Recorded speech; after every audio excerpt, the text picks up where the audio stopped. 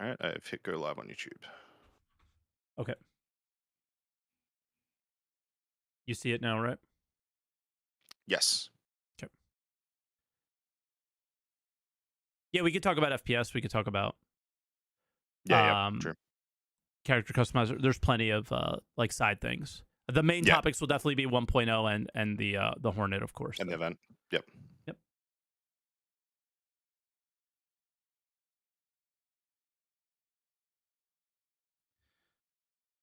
All right. Let me know when we are live on YouTube. Yeah, we're live on YouTube. All right. Perfect. I'll let it count down and then we'll intro in. Sweet. I don't know who has it this week, but I'll just take it just because Yeah, you go I'm for it. ready All for good. it.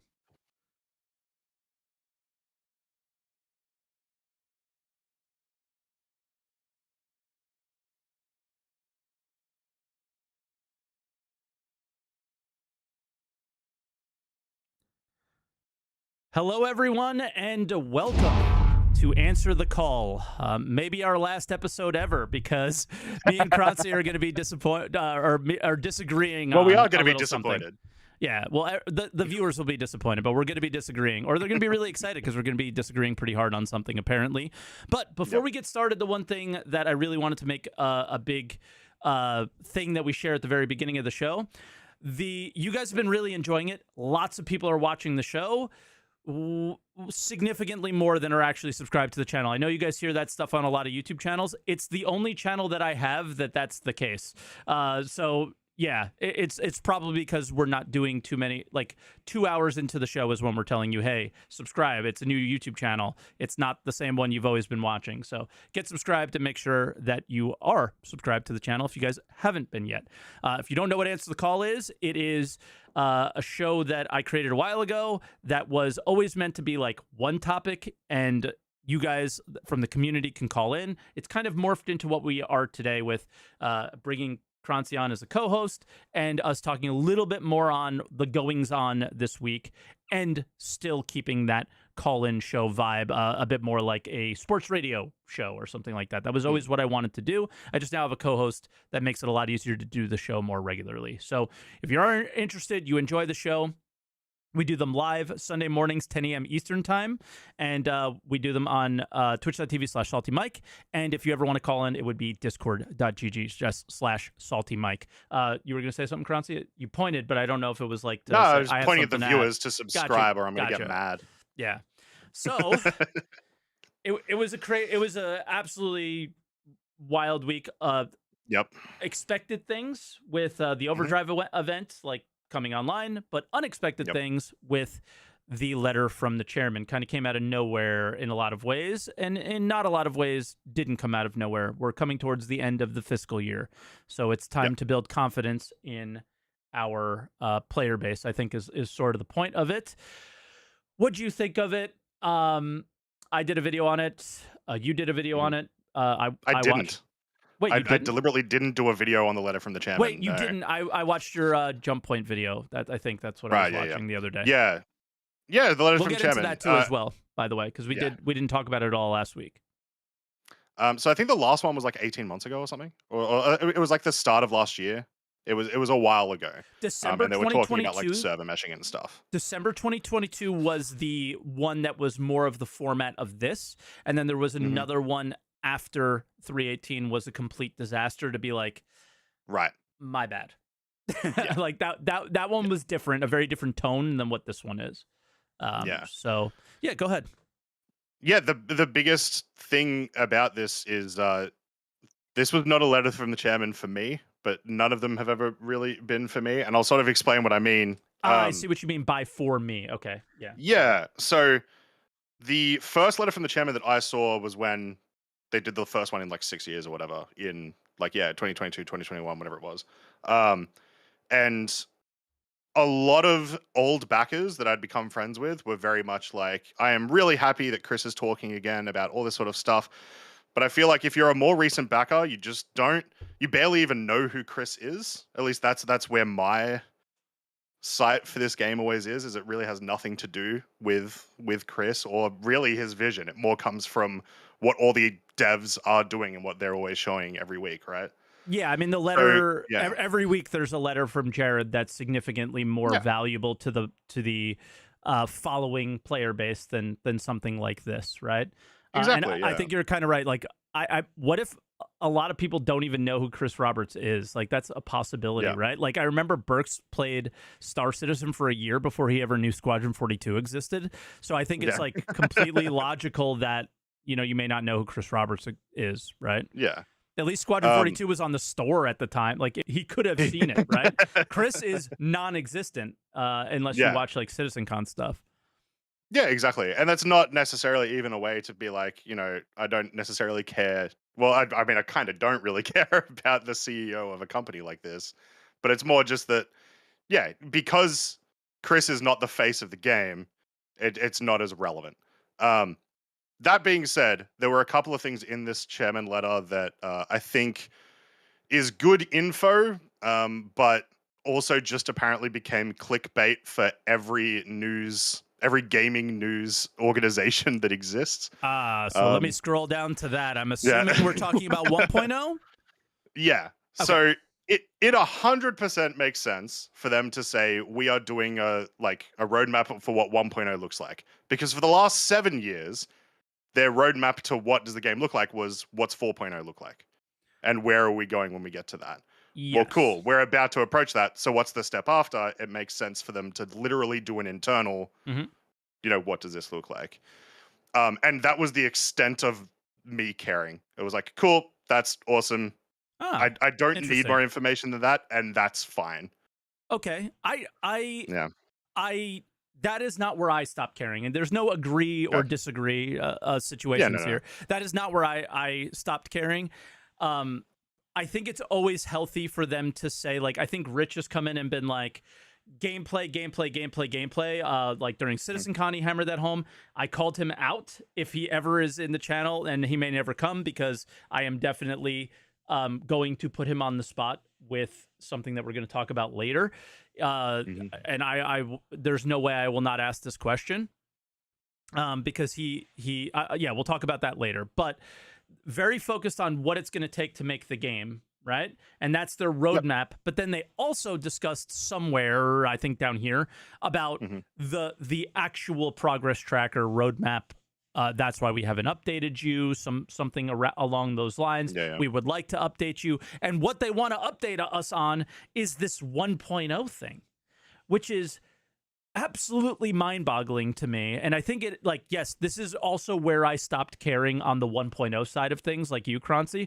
But then Mhm. like I did start to think a little bit more about what, in my opinion, and this is just my opinion, I know a lot of people disagreed with this, especially while it was happening. I think that they likely would disagree less nowadays, based on how well it has been received. But the idea of going away from this 1 year out roadmap to Yep. the 1 quarter or the next patch roadmap that they've been doing with the cards, I think has been extremely successful and one of the best decisions that they've made in the entire breadth of the game's development. And then they Mhm. come out and say, like, let me ask you this question, and then for the people who are calling as well, how long do you think it's going to be until we get to 1.0? Do you think it happens within the year 2024? No shot. Of course not. This is minimum, 2 years. absolute minimum. Like I reckon 4 years. I Yeah, reckon but minimum yeah, 4 years. like But yeah, minimum two it's a years while because out. the joke is always it's 2 years away, but it's Yeah, probably further than that. yeah, And yeah. we're making a roadmap for not something that's 1 year away, which we argued was a mistake. We're making a roadmap for something that is multiple years away. So unless they're making a roadmap that is significantly different, that we get to watch them check box off each individual feature over time, and like in an orderly fashion of some way, that we get to actually watch Star Citizen's progress be made before our eyes. Mm. How could this roadmap possibly be successful? I Right? think I think this is an issue possibly with what they've used for their wording here. When Yes. they say roadmap, I do not think I did it our again. roadmap. Classic Mike. Every week. Uh, I do not think the roadmap that we have at all. Roadmap is just a normal interchangeable word that companies use all the time for, well, like literally, what are we doing? Yes, I think what they and are they actually spoke about their describing. internal one, but then they Yeah, also said that they were going to update us with an external one. So, like, yeah. what do you think that looks like? So my interpretation of that is at CitizenCon this year, we're going to get a presentation, probably helmed by Chris, that says this is what we want the game to be like in 1.0, and I think that's literally all they're describing, and it's not going to be anything more detailed than that. Jesus Christ. Okay, so that is like such a nothing burger, like you mentioned, because I give me literally 2 seconds here. I'm going to do my best to find this. CitizenCon 2018. Does anybody remember this keynote?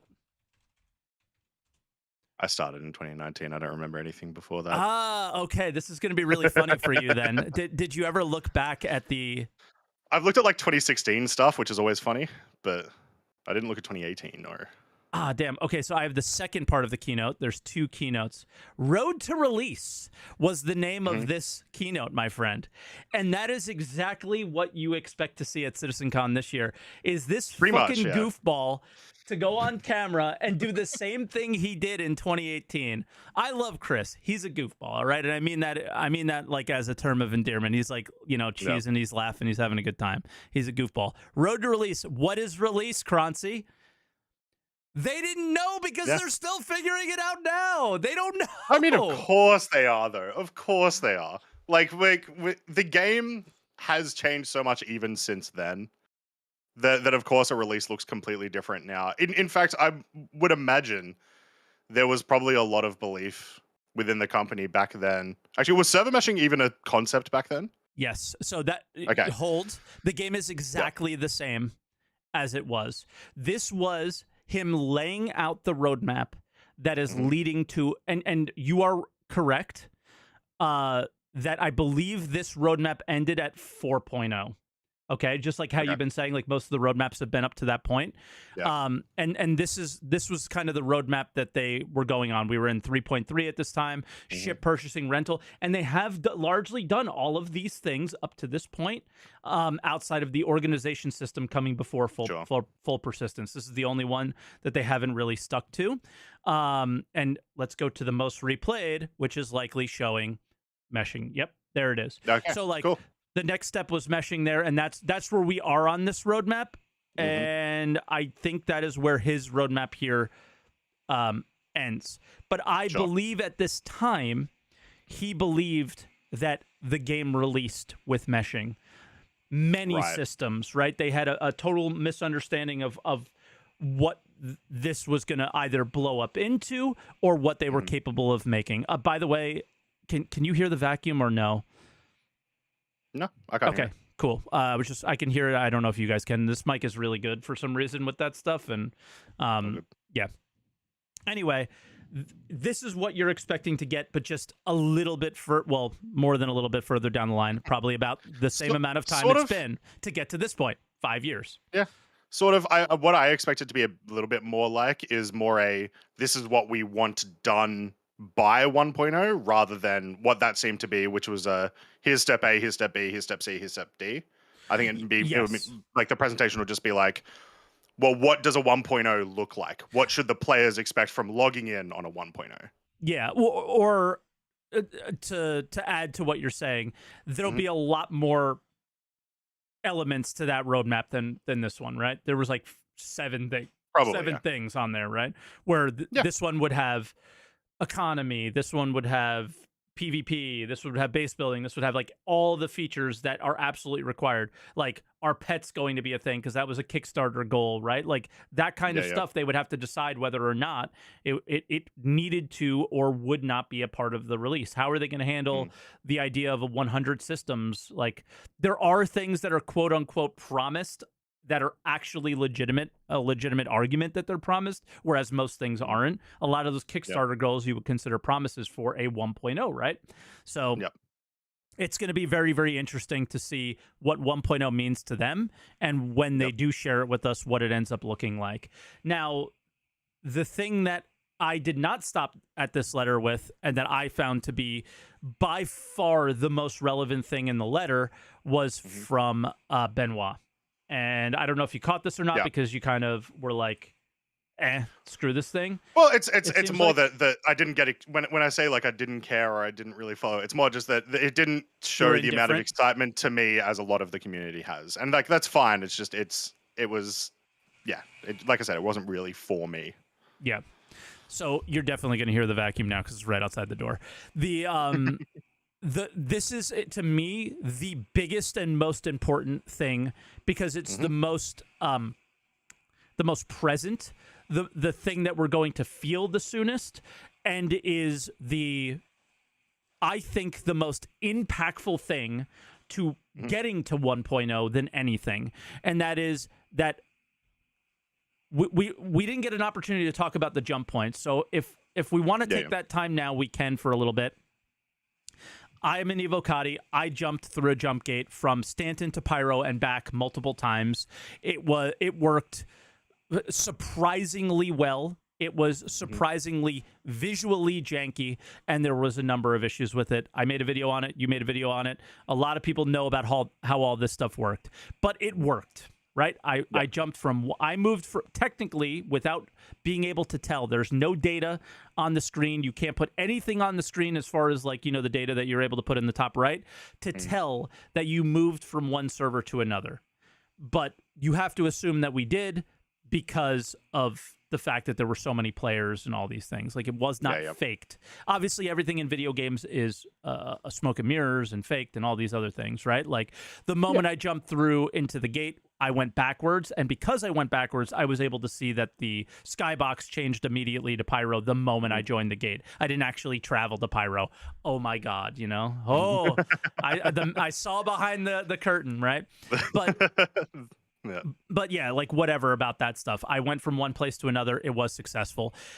Yeah. Why I think that is not as big. Like people are like, oh my God, this is the biggest thing that ever happened. Nah, bro, I don't think so. I think the biggest thing that ever happened is this, is that they want to, in the preview tests, go, and it's this specifically, multiple game servers per solar system. So in Stanton, you may have a game server for Crusader, and you may have a game server for Hurston, and so on, right? And what this means is that the entire Stanton system, if we're saying a game server can technically hold 400 players now, or a shard can hold 400 players, they may extend that to 1,000, 2,000, 3,000 if we're putting 5-10 servers that are handling these locations, right? And then you need significantly less shards now. Yeah. And now all of a sudden, there's more of us playing together. This is the MMO. Jumping from one system to another is not the MMO. This is the MMO, right? And this is the step right before dynamic, which makes it that's the groundbreaking server meshing tech, where all this tech that exists now existed in Ultima Online when I played it in the late 90s, right? I jumped over server lines and things like that. Multiple servers were running one shard at that time. Yeah. But that, I think, and we're getting these tech previews soon. And that's a big deal to me. This is a huge deal. We get to see what we will see per shard, how many players they're willing to jump to. We're going to see the boundaries and how far they're going to want to push this. And then like think about the game where it is now. I'm sorry, I know I'm talking a lot, but I really care about this and Yeah, no, it's important. Okay. I think what we end up seeing, if this is successful, let's say we get 1,000 players into a Stanton area. What that means is that every single mission, gameplay element, everything in this game currently is out of date and is all now placeholder. And now they finally get to go and make Star Citizen. They finally get to make a mission that makes sense for 1,000 players, right? And all these things. So, copium me all you want with that stuff. It all hinges on if it's successful. I don't know if it will be, but if it is successful, everything in the game now largely becomes irrelevant outside of resource gathering, like mining and salvage. I think then those become more relevant and maybe even contested over, right? Yeah, We know there. I would maybe argue like yeah, it's I would say specifically with missions, it's not all missions because we've only really recently there are a few, but there's only recently we've been getting a few missions that definitely are MMO missions. It is big Yes. group missions. Yeah. But that's super recent. So Yep. Exactly. Preparing for things like this, most likely, right? But yeah, if you think about like bounties, you bounties often run out on a server because all of the hmm locations might be taken up.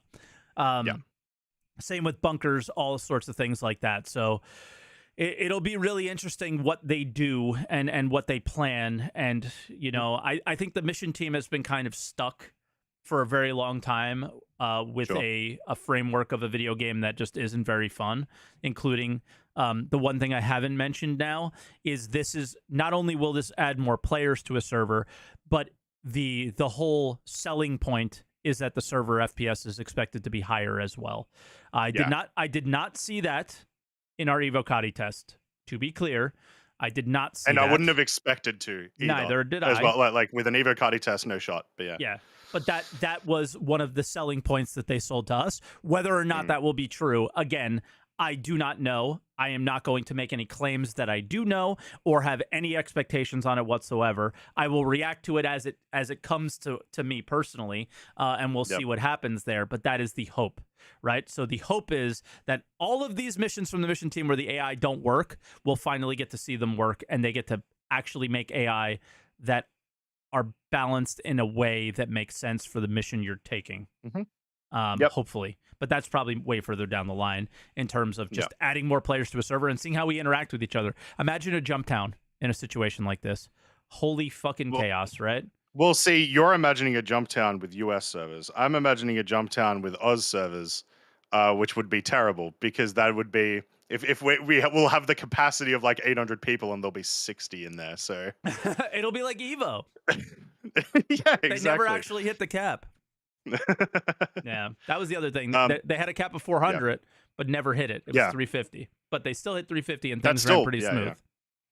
yeah, exactly. So it's all of that stuff is really exciting. I'm really hoping that the PTUs pop up soon Yeah. for both that stuff and 323, Yep. which I imagine will be soon, because the other Potentially major one today, topic, apparently.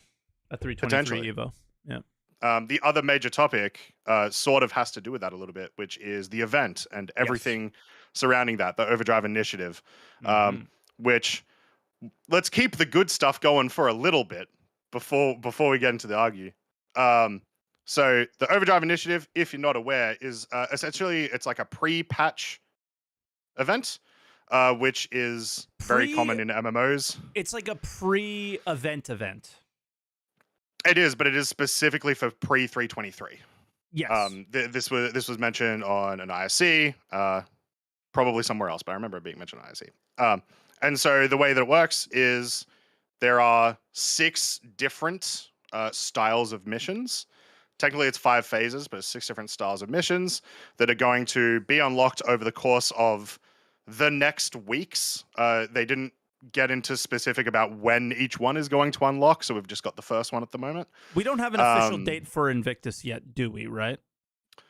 I don't believe so, but it's like late Mid May, right? mid Like May, late May, something mid like late that. May. Yeah. Yeah. Um, and yeah, we got to do this on the PTU. I talked about it on the podcast like a month ago or whatever, Hmm. and I really enjoyed it. I think the missions are absolutely fantastic. That it's just good gameplay, which is always good. Anytime we get a mission that's actually enjoyable gameplay. Yeah, I was explaining Yeah. this right before the podcast to the chat where I was watching a video from Burks and he was like the Mhm. missions weren't fun. And I was like, okay, you know, the fair, it is fair because most I mean, likely you're it can be not fun to him, sure, but yeah, that's something that I fully disagree with. Right? yeah, I think that's they're an opinion. amazing. It's an opinion. It's whatever, Yeah. and it Yeah. also Yeah. cannot be fun because AI are not doing anything, right? If the AI Sure. aren't Yeah. coming out of the elevator, it decreases the fun significantly for the event. Mm. Because I've done those on the PTU when the AI are literally pushing you, and it was legitimately scary. I did it on Yep. live. That didn't happen, right? So that was a disappointing part of the event. But what I do appreciate is that they designed, at least for these initial missions, they designed missions that you needed other players uh, Yep. to make it more enjoyable and more easy, right? Yeah, I had exactly. I didn't have a majorly large party, but I didn't have a Mhm, small one, and we were all kind of doing things. We picked our own spot, and mhm. like partook in the mission all together, and it was quite fun. Right. On top of Yep. that, unique Xenothreat armor that you can loot, things like that. Right.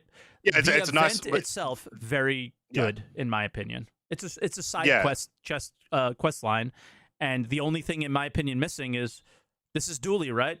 Like just adding a little bit Yes. more context to like the only feedback I had is when you complete it.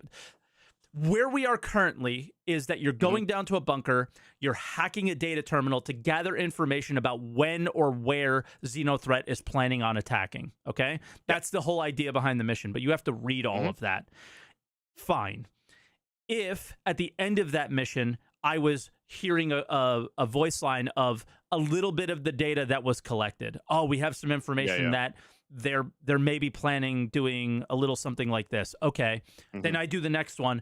Oh, now we know that they're doing this. And then, just adding to the story and making it a little bit more interesting and adding to the world building, I guess, would have been Yep. that's my only critique of the missions themselves. Yeah. That makes sense. It's just, filling out the world a bit more Yeah. always good. That's the point of Um, these, right? That's what quest lines do. yeah. There's a little reward at the end, but they also are world building things. Yeah. I will also say quickly on the AI, we were in a we had like 13 people, which is far too many. Don't bring 13 people to Yeah, these like missions. 5 is Uh, probably max, and you're doing yeah, good. yeah. But we had that many people, all from different time zones, in the mission on like a 7 server FPS server, and the AI was significantly better than it has been in the past. They were still pushing us. They were still actually Damn, hitting dude, us. lucky. They would stay in the elevator for maybe 3 seconds. So you could obviously, if you were staring at the Yeah. elevator, you could Mine get wouldn't them. But leave. this immediately they would leave afterwards. So we had a really, really good experience. Um, so I'm hoping that that means something. It might mean nothing, but I'm hoping that means something. It means nothing just because the experience varies for players, unfortunately. Like Yeah, you yeah, can't go, well, my experience was good, therefore your opinion that the mission sucks, I disagree with, because it just is going to suck for some people, and it's going to be yeah. it That's fair. happened to be good for you. But you can still say you enjoyed the event. I think there's Yeah, nothing obviously wrong with that. yeah. But yeah, So yeah, I'm excited for the rest of the missions to come out because there's some really good layers as well. So there's like a bounty mission type thing where you've actually got to go into the wreck and get an item. Towards the end of the mission, you've got to go to SPK. That's all I'll say. And well, I actually, the other thing I'll say I is just actually bring know people. nothing. Yeah, I know bring nothing bring more. people, Mike. Bring Okay. so many people to that SPK mission. Okay. Um, it's going to be a ton of fun. But kind of like what you said, it's got this really good story element to it that doesn't present itself unless you're really meticulous in like reading every single mission description. Um, Well, the current mission which it descriptions were feels like a all the missed same, right? opportunity. The current mission Y- uh, descriptions, I've done y- level 1, 2, 3, 4, and yes. 5, and they Well, all say the exact same thing. so the phase one, all the phase one mission descriptions are the same, yes, Okay, and yeah, then all yeah. the phase two description, yeah, yeah, Okay, yeah. so yeah, you just have to Yeah, read one of each phase. So when the phase pretty much. changes to the following, in a week or so, whenever they actually do it, because I think they Hmm. do say what phase we're on, right? We're on mission Yeah, one, Intel Raid. Intel Raid. And what they say is naval intelligence has located numerous Xenothreat cells already operating in Stanton, preparing and scouting for an impending attack. The CDF needs you to locate and neutralize these groups and recover all remaining intel. Open your Moby Glass and accept Overdrive Initiative Intel Raid missions to get Hmm. started. And then this will update like they've done with Xenothreat. Like there's different phases, and they'll update this page, and we'll get what the next mission is. And then Yeah, within these, there are missions that go from level 1 to level 5. You yep, need to only complete 5 of any level in order to move on and get your credit for the Intel raid. I've confirmed with the developers that okay, both all the developers that work within this, if they are yep, wrong and it didn't work, it's bugged, and yell yeah, yeah, at them on Spectrum. But it's coming directly from them. I'm not making don't yell at me. yeah, yeah. Um, There is a lot of bugs with this system. The only other thing that I'll say is if you want to personally unlock the harder ones, you do need to do the preceding one. So like if yes. if if you want to unlock the 4 out of 5 difficulty, you have to have done the 3 out of 5 difficulty. Hmm. Someone can still share with you the other missions, that's fine. But if you personally want it, you've got to do it that way. Yep, and that's how I did it. My group, we made sure everybody got 5 missions, and it will Yeah, yeah. count at the top. Mhm. It will say you were on 3 out of 5, even though you're doing a level 1 mission. If that was your 3rd mission that you've done, it will say 6 out of 5 if you did more than the 5 missions, because it's just like a bug with the Mhm. UI or whatever. Yeah, yeah. You just got to do 5 and you count. I did 5 and I did all 5 levels because I just wanted to see Mhm. the heavy armor and like all the different armor types and things like that. They do get increasingly more difficult as you go, in terms of how long you have to wait and how many servers will like lose their cooling or whatever. Yeah. But yeah, it's actually quite fun. Just like, so you guys can see on the screen, we did see ISCs about this, but Mhm. basically you are inviting a hacker to come in and hack the database, and then the people who own the location are turning the cooling off of the server so you can't get the information, and then you have to get a code outside of this room in order to turn the cooling back on, therefore needing to work with players because you theoretically should be getting attacked at the same time. Not Yeah. exactly how it plays out, because classic Star Citizen, but in general, even in its clunky form, it was more fun than your regular old fetch quest or kill quests. Yeah. So it was a Yeah, lot more it's involved than a standard MMO quest line. yes. So therefore, good in my opinion. Okay, Yep. cool. 100%. Now to the shit. They're the other part. Now to the absolute dog I think shit. actually we can just end the podcast there. I think Yeah, we're good. we probably Um, should. We probably should. This fucking thing. It's beautiful. God damn it. it's so good looking. It's been the sexiest thing. It has been the sexiest ship in this game since the moment I saw it. I wouldn't go that far just because It's my I style, don't bro. I love it. enjoy I don't enjoy Anvil's design language. I much prefer Aegis's. Well, I But didn't of all the until they Anvil made ships, it's the this. best looking. I didn't until they made Sure. this one. It's Sure. so nice. I love it. All right. But I will say the way it looks, I do not have a bias towards my hatred about this event, like about any of that, right? It's not that I wanted the ship to be good or I wanted to earn it in the game or Yeah, whatever, okay? The ship costs,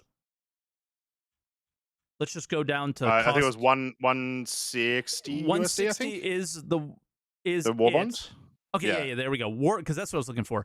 War bond Yeah, yeah. 160, 175 for store credit, okay? Mhm. That's the That cost. good old military tax. They got some paints. They're I guess. I don't know, the concierge paint's really nice. I saw It's that just yesterday. black though, right? But no, it's got like some goldish accents as you'll like normally see in a lot of concierge paints.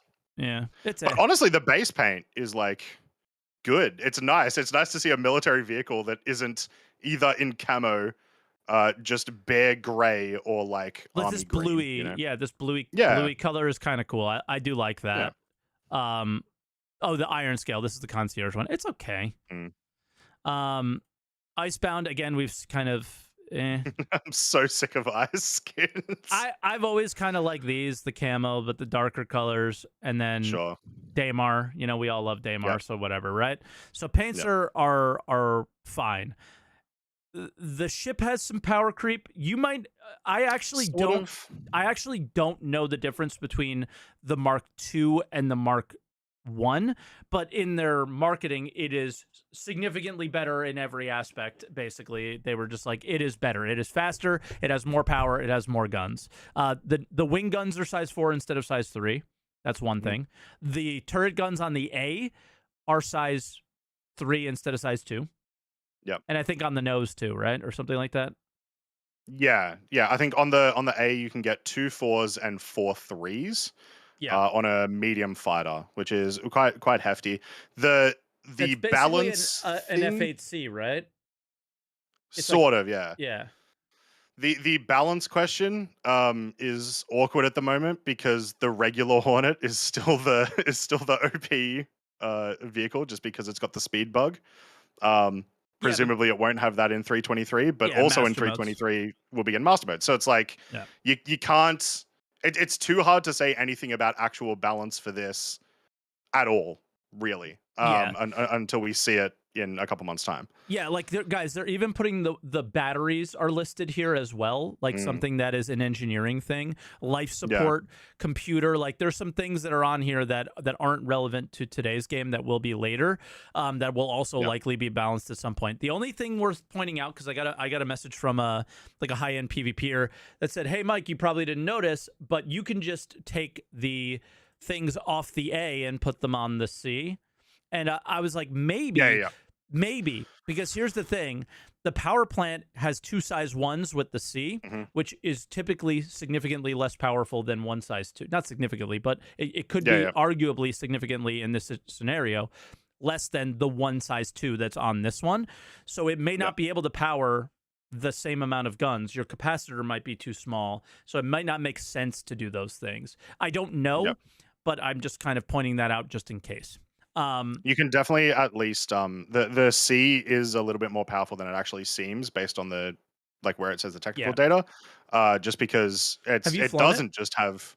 I have flown it. I It haven't. was Yeah. enjoyable. I pulled some G's real quick, Okay. which always feels good. Makes it feel regardless of how fast I'm going. If I'm pulling G's, feels fast. Yeah. Um, yeah, you can put a lot more on it than it actually says. You can put the 2 4s, you can put the nose gun, you can put the regular Hornet uh, turret ball in the back still. Um, yeah, so it But actually has like a fair amount of firepower. yeah, yeah, and I know people are saying you can put the nose gun, but the nose gun on the A is different than the nose gun on the Mark One. That's what I'm trying Oh, to for say. sure, for sure. Yeah, no, no, I was agreeing with you. I'm just saying that Yeah. the C is more I powerful than it I necessarily I was just shows. being a streamer for a second instead of a podcaster. I was talking to chat. In that case, my bad. Yeah, Yeah, that wasn't even a response to you. So apologize. But no, the it's fine. but then we can get into back to overdrive and Yeah. everything there. And I want to look back at before we even get into that. 2 days ago, Hmm. or 2 or 3 days ago, you have Richard Tyrer, you have Chris, you have Benoit all talking about the future and 1.0 and all the steps we need to take to be making your game. I have Rich Tyrer coming in my chat during CitizenCon telling me how he hates pay to win and now he's Star Yep. Citizen's game director and all this other stuff, okay? And then 2 days later, this event happens, right? So, I said, hey, at the end of the fiscal year, they're putting out this thing. The whole idea is to Mhm. instill confidence and all that stuff, and hopefully, have a great year going forward. The issue that I have here is that at the end of all these events, and like you said, I think it's going to be quite difficult to achieve this as well. Mhm. Like it's very easy to get 5 out of 5 right now. It's going to be much more difficult to get 5 out of 5 at the end. You will I get. disagree Oh, maybe because you make it sound like of it. I actually don't know. So you give me the insight there. Go ahead. I well, apologize. so once you've completed, so they've said that the missions will continue Yep. throughout the entire event, right? So you can do the phase ones as you continue. Hmm. The second I finish 5 out of 5, I can't take any missions now from that phase. So I am out of that pool of taking that missions, which means if someone hasn't done it, it's more likely that mission's going to be available Oh for yeah. them. Okay. Let me clarify then. The So, SPK version sounds very hard. So to actually complete all of the oh, it's phases, just actually difficult. It's just a yeah. yeah, It's not that the taking the mission. It is genuinely hard mission. yeah, However, that's what once I mean. again, as we were talking about with like AI, maybe it won't be in live, but yeah. Yeah. Well, I think you might run into other players maybe more often with that one. Oh Is yeah, what true. I Yeah, mean. yeah, yeah, So yeah, for sure. it may be difficult to actually achieve the mission because other players getting involved. Yeah. Regardless, if you are able to complete everything, you end up with a token, a CCU token of some kind that allows you to change the F7C Mark II to this F7A for free Hmm. by completing all these. So you have an in-game reward that gives you a power bonus in game. But in the FAQ, which I don't currently have up, they stated that this only applies to the F7C Mark II, not Hmm. the Mark I. The only way to have the F7C Mark II is to buy it. So it is a event that is really well done. SPK is Security Post Korea, by the way. I see somebody asking in Yeah, yeah. chat. It's just a location in the game. Hmm. That's hard to infiltrate, especially if Master Modes is coming. It's going to be brutal. So you are getting a reward that you have to leave the game now, buy something, and apply that reward to the thing that you bought, or return store credit and then Yeah, purchase with your store credit, right? So you may not have to add any additional money. And yeah, but players, there's a purchase required regardless. Is yes, a thing. but guys, the community is like, hey, what the hell? Can we just have an event in game where we get a reward in the game? And then Ulf on Spectrum goes, well, you get the ship as a rental for 3 days. Okay, so Like, how disconnected are we here, guys? so here's because I don't agree with that. I don't agree with the Spectrum people there. Here's where I'm coming from this whole thing. There's no way you can disagree with the Spectrum people if they want if they want the game to be a game. I meant the rental people. I disagree with the rental people. They're saying Okay, it's like it's fine, you get the rental. That's that. I Community don't agree with manager that. Ulf. Okay, so you're disagreeing Sorry, with. yeah. Okay. Now With I understand. that, yeah. Gotcha. It But sounded like here you were is where I'm disagreeing coming with from. the mob that was like, "Yo, can we just get a No, game?" of course. Okay. Having in-game rewards is a huge deal, and we're playing a video game. We want rewards, of course we do, right? Okay. Yeah. There's a few sort of ways that while I don't think this is good, I think it is better than the previous two events that have had a similar idea to In this. some ways. Okay. And I forgot the other thing I was going to say, but I definitely think that it's better than the other two events we've had. So, the big example is the first time they essentially did this with the golden ticket for the F8C. Sorry, I was awake for 24 hours and now my throat is dead I from barely sleeping today. slept The platinum event, I thought was this really cool idea that was ruined by the gold ticket part of it. Sure. And I mean truly ruined by the gold ticket part of it, because it was just nothing. It was just, here is a ship that is for sale that you have to play the game to get, but you don't really. You walk into a room and then you walk out of the room, right? Well, what about the platinum part of it? The platinum part of it I thought was fantastic. Okay. But I think that has nothing to do with this. I think those are incredibly disconnected types of events. So this event itself, I think the having a reward at the end of the event is obviously fantastic. I would prefer that it would be an in-game event, in-game reward. Obviously, it can't be the kind of reward that's going to get wiped. It can't be UEC or anything like that. There's also the economy has been stuffed for the last year or so. So you would assume, hey, some kind of cool hanger item or whatever would be a fantastic reward. I think they did worse than that, but at the next best thing, which was, hey, essentially a discount. You unlock a discount. And I think that's fine. I don't think it's good in general. That's what they decided. I would have, like I said, preferred that they gave us something tangible.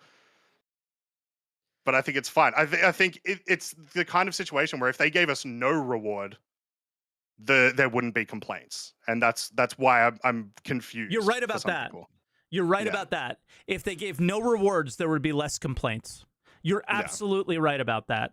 And it just comes down to what it represents.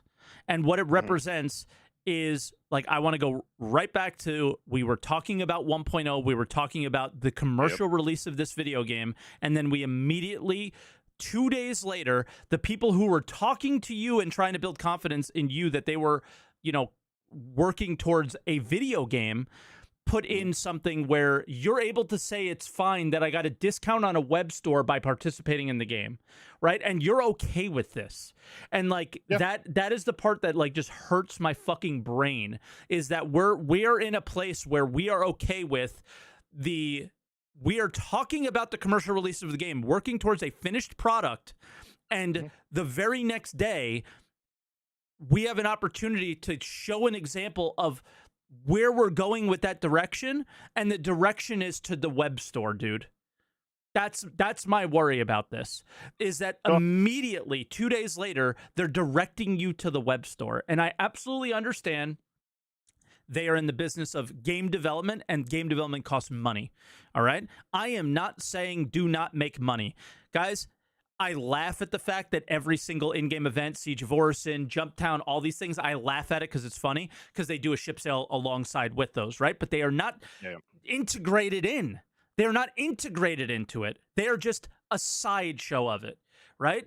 And they decided that they wanted to integrate it in again, like the F8C. And I let you cook there, but why I think the F8C was so much better is because of the platinum ticket, and I do think that they are relevant. Yes, where and why I said to you that in some ways this event is better. So many more people get to participate in this event than we're Yeah. actually able to Yeah. visualize and participate with the Idris or the platinum ticket, right? They were so Yeah. not inclusive to the larger player base. This is Mhm. way more inclusive with a much shittier reward, right? You got Okay. a free Okay. ship I for think those.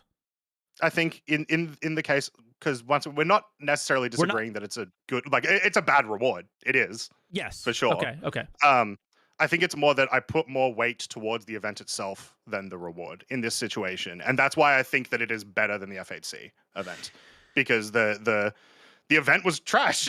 It was not fun. It was not a good time Yeah. Same with because the no one Idris. got to participate, right? Hmm. And same with the Idris. Yeah, it's like if you did get to do it, it was awesome, but no one got to do it. Um, and to still like continue, like I don't like CIG marketing. I like their videos, but I don't like their Yeah, marketing, I don't think and you're never really defending have. them. So just to be very clear, like, well, no, it's not to be very clear because you actually uh clarified that. I thought you were saying that the this part of the Hornet event was not that big of a deal when we had talked, and I think it's I mean, it's I think still it's no. That is my point. I don't think it's that big of a deal as long as like my potential issue from this event comes from sort of what you got to at the start of us talking about this topic, which was the like anti-pay to win aspect. If these vehicles do become like tier 0 meta, as in like there's no reason to use any vehicle other than these, then 100% get this shit out of here. I will be actually so mad. In my head right now, this is a skin reward. well, it's not a skin reward because it's a power upgrade, right? Because Well, it is. it's but not really right now. That's what I'm kind of saying. It's not really right now It's because literally right now bigger the guns regular and a Hornet higher is. power plant, right? It's worse than the regular Hornet, and like that's a huge deal. Yeah, but by the time you're upgrading to the, because it's coming at Invictus, 323 will be out at Mhm. Invictus, so you can't, We hope. Yeah, we hope, but I don't think you can. I don't think you can say that. I don't think that's an argument that can be had in this, because the argument is the system we currently play in is not Mhm. the game we're going to be playing, right? You're not even going to be able to apply this CCU until after the broken Hornet meta is completely gone. Sure. And then that's what I'm saying. Yeah, you The don't. only way that I think Yeah, the reward is like actively bad yeah. is if the ship becomes super strong. Fair enough, and I will add to Yeah. that. It is even worse. Like, your example is the absolute worst case scenario. I think Mhm. mine is slightly less bad than yours, but if I'm Okay. not able to buy this Hornet MK2 in game 1 quarter or full patch release after this thing is sold, like every other fucking ship is, and I'm Mhm. not able to apply the thing that I earned in game to that thing that I earned in game, they can fuck off. Okay? And the I fact, think that's a reasonable. Yeah, yes, like the if if all they I had have to do made is wait to apply, yeah. there is significantly less pay to win in this game. It is Mhm. significantly not exclusively on the web store. It does not exclusively have a buy-in. It just has, well, you just got to wait 1 quarter and then you can do all of this stuff. And even if Mhm.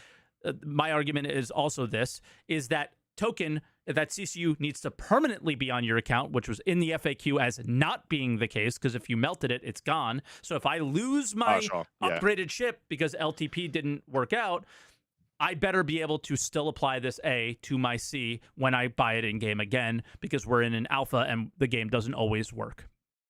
I will just say in regards to that specific instance, I imagine it's because it will actually increase the value of the ship for the purpose of CCUs. Because if you then it's Maybe. similar to like what do you call them, like the referral rewards. If you were able to melt them, like it's fake digital money anyway, but like if you were able to melt them, it's just Mhm. free money in your wallet, you know? Yeah. Um, which is still a bad marketing tactic, but I imagine that's why that's the case. That's all. Yeah. Yeah, like the mechanics behind the scenes or whatever, but you need to be Yeah, able yeah. to apply this to a ship in game, otherwise it's just pay to win. Yeah. Yeah, Whether that it's would good or be not, it's pay to win. yeah. If it's Yeah, really good, then it's like how you said it is bad. yeah. If they did have it where you could apply it to an in-game ship, from my perspective, it would go from a like meh to amazing. And it would be such a good reward. Agreed. Uh, and that'd be fantastic. And it is something that I really do hope they look into in the future because it's a good reward. Please do that. That'd be awesome. It's very similar to what you're already doing, but with the aspect of you're also letting people play the in-game, Yeah. but play the game. So Yeah, and I don't know yeah, if I made it like super duper clear, but again, why I think this event is significantly worse is it absolutely has a 100% buy-in to participate as far as we're aware. And let me tell you something, the community team does not know the answer to that question of can I apply this to a ship earned in game with 100% certainty. I asked, I'm still waiting for an answer. It's obviously the weekend, so I'm yeah. not getting an answer on that until I feel like it's Monday or probably one of later. those. It's probably one of those questions of like when they do respond, it'll be like we don't know because maybe they'll want to do it in 3 years' time. That they will want to let you do that. Well, it needs to not You be in know? 3 years' time. It needs to be Yeah. immediately, and it needed to be addressed before this event was ever run, right? And that is the concerning Sure. thing, and that goes all along, all the way back again to this 1.0 and all this talk. Is if we're doing all this talk and we're all talking about how we're going to be able to make this video game, how in the hell can I trust that you're capable of doing that when you are incapable of delivering just a decent experience that is in the game exclusively with a decent reward that makes sense for the player? They have never achieved this yet. Can you think of an example of where they've achieved this? In my opinion, the Vandal Mask is the best event they've ever done, and it was Sure. completely jank and completely broken. Right? So even then, that was a massive failure, but that was the best failure they've had so far. I would argue performance dependent. The Xeno threat that they gave you the award of the undersuit. However, it's not really anything.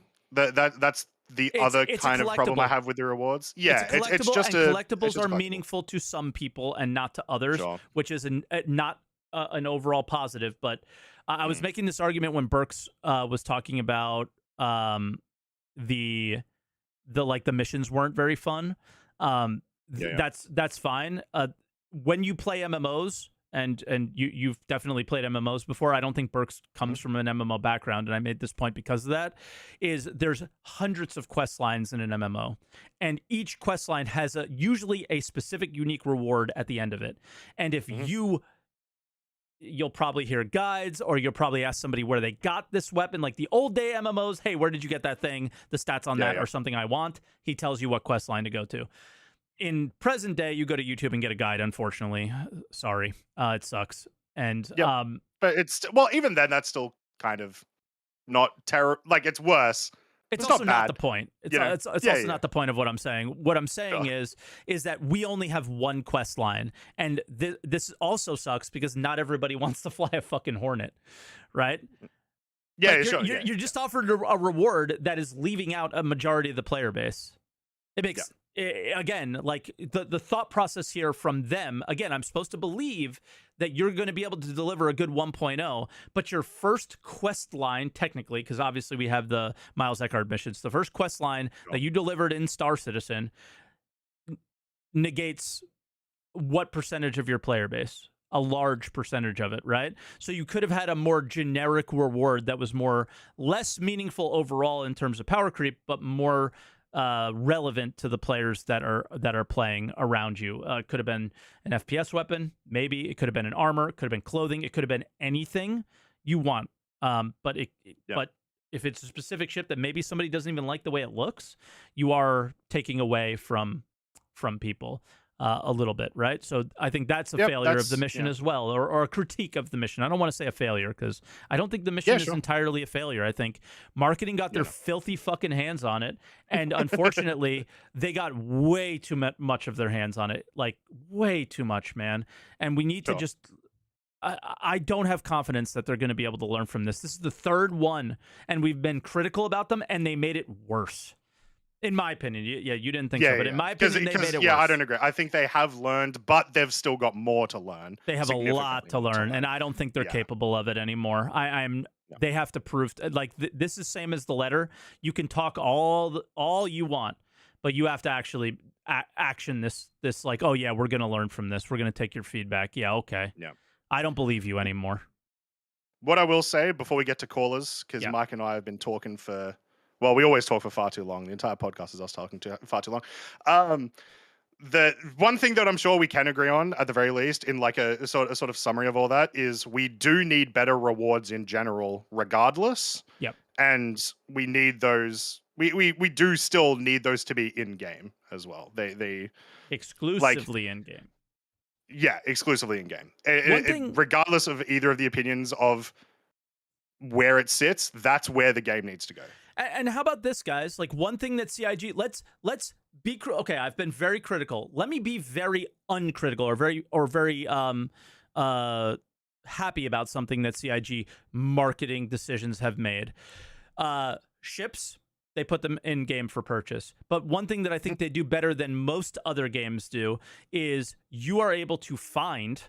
You can just get lucky and find subscriber gear and all those things in a loot box at a bunker, right? And a lot of game studios will never do that for you. Those are web store exclusive cosmetics, right? So you're now able to get some kind of cool cosmetics in the game as well. And if they ever do it in the right way, where like it's a cosmetic that you apply to something, they can maybe lower that rarity that you find them. But if you do find them, you know, you kind of have that thing forever, and that I thought was a really good choice that they made, and like something that we should praise them for. I think that's a really good decision to make. But then they do stuff like this. It's also a decision they made years ago, so it's you know, we've become accustomed to that, you know.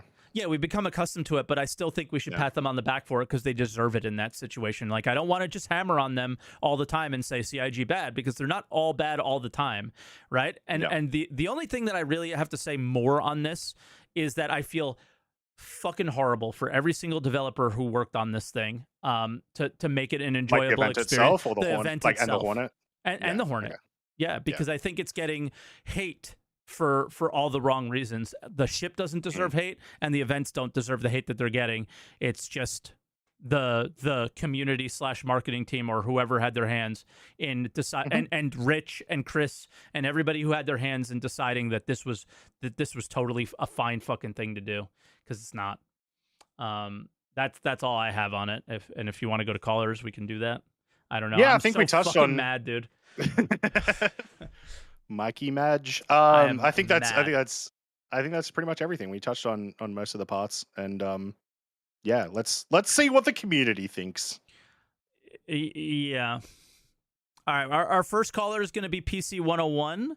I'm going to say it earlier, so if they are listening to the stream, since we are talking a lot, we can get to them. The goal, I think, is there's not too much to add from what we were saying, I don't think. So I'll try to keep the calls pretty short, and we'll get as many people in, because there are 1, 2, 3, 4, 5 people on the line. So trying to sneak in 5 would be great. All right. Yep. PC, can you hear us? Just brought you in. Hey, what's up? How you doing? All right, I'll try and speedrun it. You don't have to speedrun it, but I know. Not 20 minutes. That's all. Sometimes we do 20-minute calls. Yeah.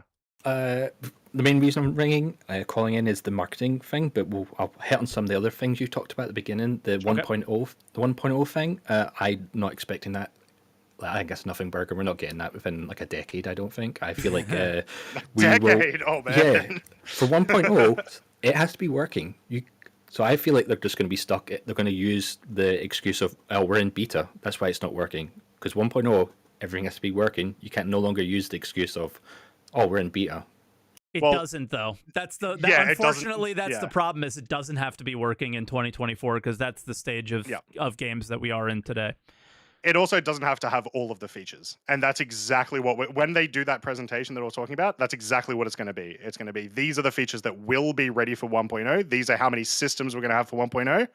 And it's going to be, the features might be a little bit better because it's been really good in the last couple of years, but the things like locations going to be way less than was originally planned. Then the server meshing thing, that's also, I kind of feel like a nothing burger. It's kind of exactly how I thought that was going to happen. I'm glad that they were seeing progress in it, because before we had no idea if they were actually making progress in it. So I'm glad that they've showed a goal that they are progressing in that system, that it looks like we might actually get a separate server for a separate planet, or a separate for a big battle. So I'm glad What about makes that. it a nothing burger for you? Because obviously I was very passionate about that, and I think it's a huge deal. So I'm just curious what your thoughts are. It kind of feels like a non-topic, if you get what I mean. Why? We don't, Like, is this not a really important piece of tech that we're finally getting to test, and we're finally getting to see the game a bit more populated and stuff? Like, I feel like that's super. We don't see it. People in Evo saw it, and it's a cool thing. But it's like, until I see it, it's a nothing thing until I get it in my hands. That makes sense. It's good to see that they're progressing. That it looks like it's on the horizon, whereas before it was kind of silent about it. Fair enough. Now I understand where you're coming from. Right. Like, it's one thing for me to make a YouTube video with just my face on there and say how great everything was. It's a whole totally another story for you to jump through the jump point yourself. Yeah. Fair enough. Yeah, 100%. So I'm super excited when I do the jump point, but until I actually do that, I'm not thinking about it. How are you not an Evo? I don't do bug reports. Same. It technically makes sense for me friend. not to be an Evo. I can understand why I'm not, but yeah. Okay. I would be the worst Evo person. I'm glad they haven't put me in. I am the worst Evo person. I'm not that bad, actually, but I'm pretty bad. Like, I found a bug like 2 days ago that I should do a bug report. I just can't be arsed. Yeah, like fair enough. the X1 is broken. If you try to get an X1, It is, yeah. breaks your We were character. we were talking about that at System 7 today. Really, really hoping they fix that soon. Which is weird, because it's a hot. How did a hot fix for this event break that? I don't know. It's weird, but it's just Possibly, yeah. dev stuff. I mean, yeah, that's dev stuff. Like, I changed the menu in Eco when I was deving a server, and the sky turned to black instead of blue. Like, what did the F1 help menu have to do with the sky? I have no idea, but that's game dev. So Mike is surprised when it becomes nighttime. Yep, it just randomly became night. It made no sense.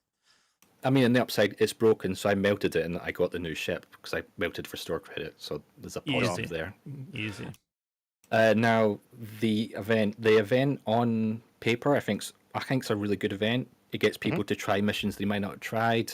It gives you a reason to play it. It's a bit short. I mean, you're going to complete it within like 2 hours, assuming that you have a decent team with you. But even that, you don't need a team. They went funny when we first got the data heist missions. They were really difficult because they were brand new servers and it spawned NPCs. They would come out. It was super aggressive. There was loads of them. It was hard. Yesterday, done within 2 hours. They never left the hat. Once you killed the first bunch, they never left their elevator. So it's a shame because you see them. It's a good mission. They put a lot of work into it. It's just let down by the server. Yep. And that's been such a common complaint for the last, forever, right? Which is why the how many server times thing's so relevant. Yeah. Exactly, yeah. It's like, how many times have we had what we can see is going to be really good gameplay get ruined by server performance or like the bugs? Siege It's gets the ruined classic by server. Exactly. Like, Siege is such a sick event when the enemies are doing anything. Yeah.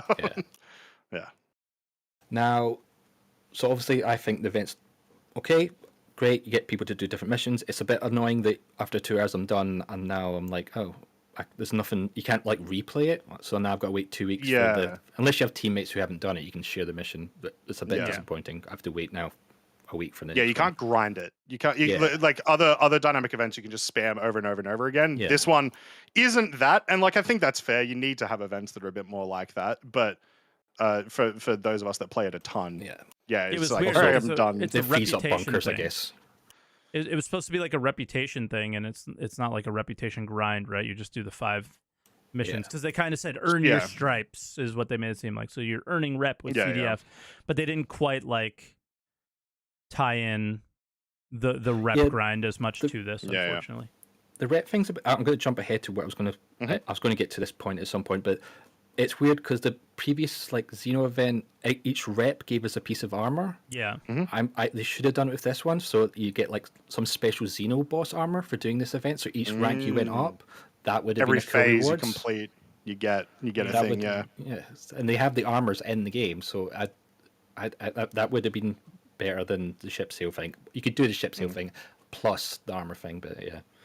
But the problem I have with this event, and it's the same as the last time I rang up, was like I was kind of disgusted at CIG, and I'm going to rephrase that. I'm not disgusted at CIG. I'm disgusted at the marketing. It feels like we have two entities. We have CIG who are making this game. The devs are working super hard, making all these cool missions. Then we have this like dark force in the corner called marketing that's completely all the separate from the strings. game. Because when you look at like in the last paragraph that Chris talked about in his letter, and I quote, "Together we are building a community that not only plays a crucial role in our development, it also embodies our shared passion for the Star Citizen universe." So it's like, CIG building this community, and the marketing is just like doing the opposite. It's trying to not build a community. It's trying to push people away from the game, from this like disgusting. I don't think they're trying to push people away. I think that they are actively Turn people away. Yeah, they're maybe turning people away, or they are getting in the way of building a game that people can be passionate about. I think. Yeah. Sure, and I think it is 100% the case that they are essentially two different entities, because marketing is such a extremely complicated and weird beast just in general in the world. And I fully imagine, the people that are doing marketing, I don't imagine they care too much about the power level of an F7C, because that's not their job to care about, right? That is their job is to make money. That can lead to these sort of decisions. I might jump in here I on don't know. this. It's weird. Yeah. I'm going to have a really hot take that, like, the way PC described it was, we have these devs that are working really hard. I mean, I described it like this as well, that we have these devs that are working really hard on these missions, and then marketing gets their hands on it, right? And you know what I really think is happening is marketing's going, all right, mission team, we need an event for Invictus. What do you want to do? They sit down, they have a meeting, they have a big talk. All right.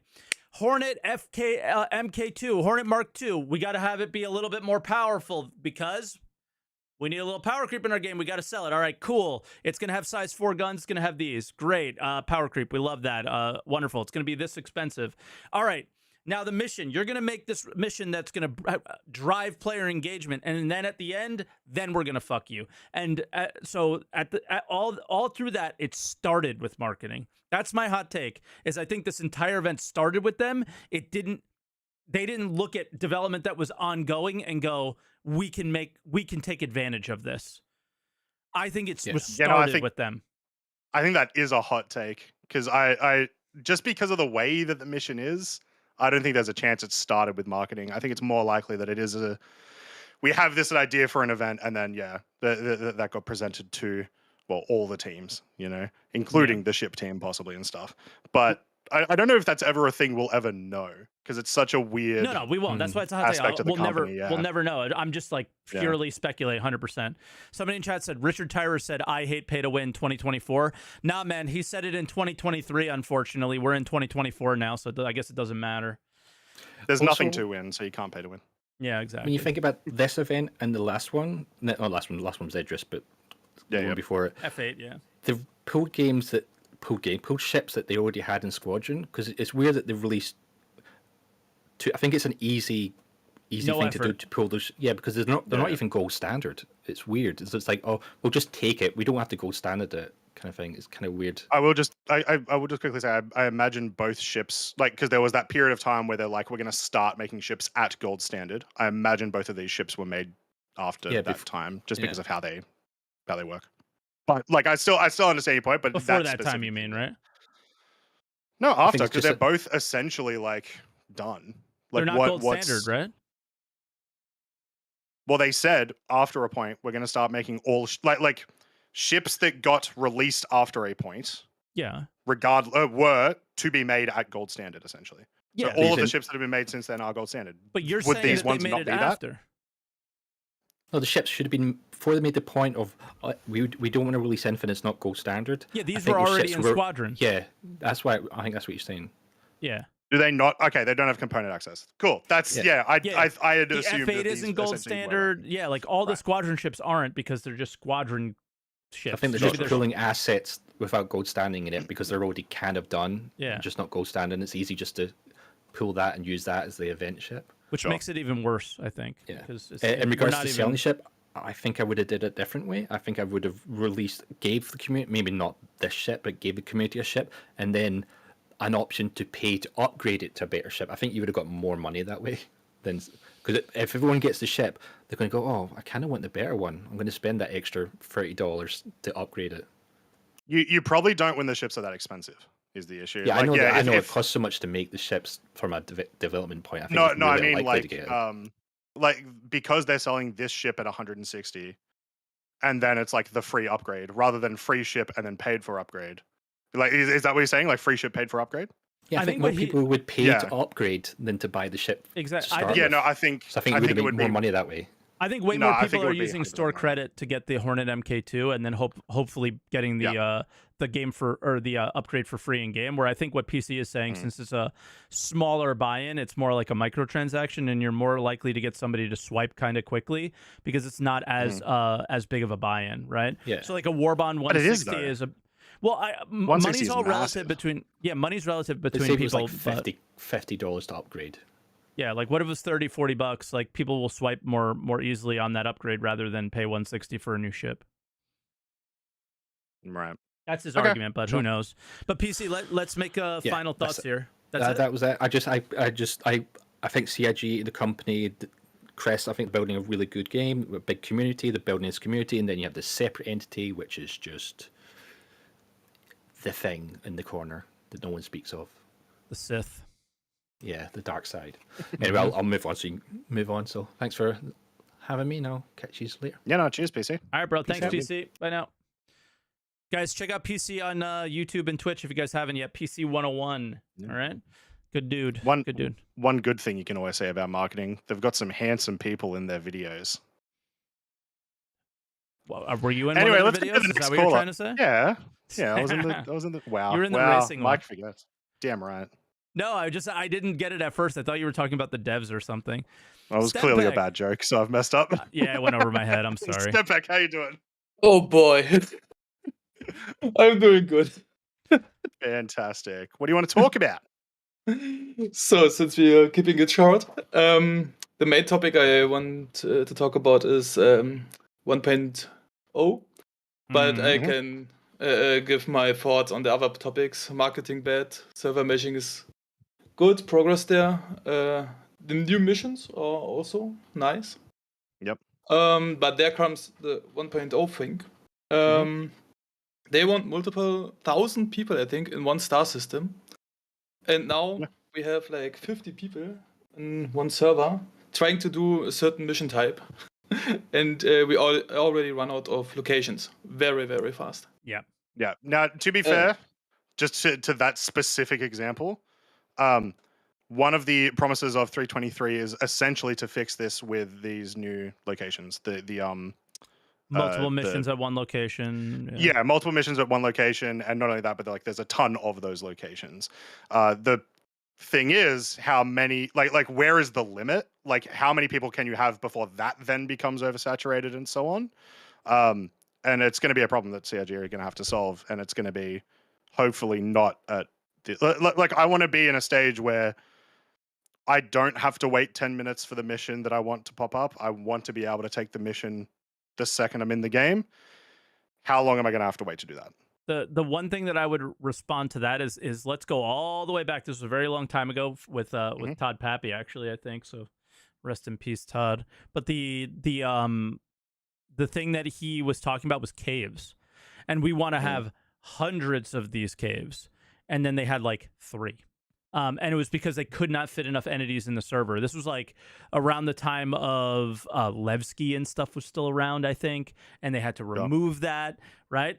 So one of the things that's really, again, special about um, server meshing is we are able uh, to add more things. So we will run out of less locations. They have like they kind of are doing the steps in the right order. We have Rastar now, so they're able to place these things down quickly. So they say, and like again, what is quickly to them? We're in year 12 now, so I don't know what the fuck quick is for them. But they're able to do it quickly, and then they should be able to have the room for them. So one day we might have a moon or a planet that's got cities and again, a lot of copium, I know, I'm sorry, but cities and towns and settlements and outposts and more to do and less limitations on being able to take a mission given the location and stuff, right? Yeah. So that's again why this server meshing thing in one given system is so meaningful. Because now you can have more entities, which means more locations, which means spawning Idrises, which means all sorts of things like that. Missions, it does snowball. It is one of those floodgate moments, and I know that's a big meme, but this is actually like, if these tests work, it is a floodgate moment for certain. Yep. Sorry, Stempek, we took a little bit of your time. Yeah, no problem. I think I agree mostly with you. One concern I have is that like the distribution centers, it took them how long to develop them? Over 2 years. Over 2 years, yeah. And this for like location type is quite a long time for an MMO, I think. Yep. Because at the end of the day, they want to build an MMO. How do you mean? Because I in order don't to disagree with that, Croncy, in order to disagree with that, you have to believe that these distribution centers equate to an expansion, like a WoW expansion. No, I don't. But that's also you're talking about the entire dev team of a World of Warcraft expansion versus the much smaller team of Star Citizen. Now it's different, obviously, but like, how about this instead? I mean? 323 is considered an expansion, and in some ways you can argue that it might be. I wouldn't even compare it with other games. Like Star Citizen is its own game, also. And we have our player numbers, and we have our needs for these player numbers. Like we want them to do stuff at locations, in space, and so on. And these needs, they need to deliver that. There's enough space for that. And the question is if they can do that or not. Like if it doesn't matter if World of Warcraft or some other game can do it, and in which time it's about if they can do it with their team, build these locations. And we've seen like with the derelict outpost. Like there were, I think, 3 first with the first implementation, and then it skyrocketed to like 20 or something in the next patch, and it got even more and more and more. But that's a good example, I think, actually, of sort of what you're saying, because that took, I believe, the time for the derelict settlements, the initial ones, was about a year, and the actual initial one was just the reclaimer, and the non-important ones, the ones that are just chaff that's been thrown around, and then we got, I think, the patch later, it might have been 2 patch laters after that. Yeah, we started to get a big influx, and then they started to make them really big recently. It's been that was a big example of a bunch of content coming, and it took them about a year. Can I jump in, because we have breaking news? Breaking news. Yep. EVA build in assessment has new character customizer, EVA tier 2, new loot system, visor update, dynamic crosshair, reloading changes, physical shopping, what is that? I have no idea, and replication layer server crash recovery. And that's all planned and testing for today, and I have a hockey game probably during the test. Oh god, I really hope not. So it's all right, just send me your login details. I'll get in there. Yeah. How did Mike get to Australia that quick? Sorry, continue, Sempek. So yeah, I had to jump in and let everybody know. Yeah, just post your login data in the chat, and we take care of it. No problem. Yes, because my login data doesn't also equate to my account and all the ships on it. Okay. No problem. We'll leave those alone, right? So a little thing I want to talk about before, is like what I really liked about the new mission type is that you need multiple people, and I think many people in game didn't notice that so fast, because we are very much used to like doing bunkers alone, doing all the bounties alone, like everything we do alone. I heard one person soloed it, but I know it's not Yeah, of course, someone soloed it. Yeah. I know it's not easily soloed. Yeah. But I really like the idea that finally, like with engineering, even mining, and all these professions, that we finally do them together. That we have a real reason, and we not just because it's fun, but also because we actually need to. And this could actually also solve the location problem, because if 5 people do one bunker instead of 1, we need 4 less bunkers. And I really hope with the future locations that they implement more type of gameplay, like in this direction, like what they actually expect from an MMO. Yeah, and here's the thing. Again, not to continuously go back to that conversation with Burks, but I had a little one, and again, like explaining more of like the MMO thing is this is like the intro into what would be the big raid. So if you're not a fan of these missions, that's okay, because how they're selling Xenothreat, and this is where they have to be successful, is Xenothreat has to feel like a raid. It has to be a boss battle, and it cannot be as bad as it was in the past. It needs to be an improvement on that, and this is all leading up to that. Of course, they're going to be dumbed down, and not like fully involved in incredibly detailed missions, because Xenothreat is supposed to be that, right? And the lead up to that will be this, and hopefully that this is a build up, and a proper build up starts slow and builds up slowly to that. And from what I can tell, since we end up at SPK, which again I don't know actually the details of the full chain, because I didn't get to PTU test this very well, was it does sound like it's going to be a bit of a build up, and then with a big culmination of something cool, I hope. To clarify, when you say it needs to be better than Xenothreat has been in the past, is that a comment on the gameplay of Xenothreat or the performance of Xenothreat? Both, because they're selling it as we've completely revamped it and changed it. So the gameplay is going to be different, so it needs to be an improvement, and it also needs to perform better as well.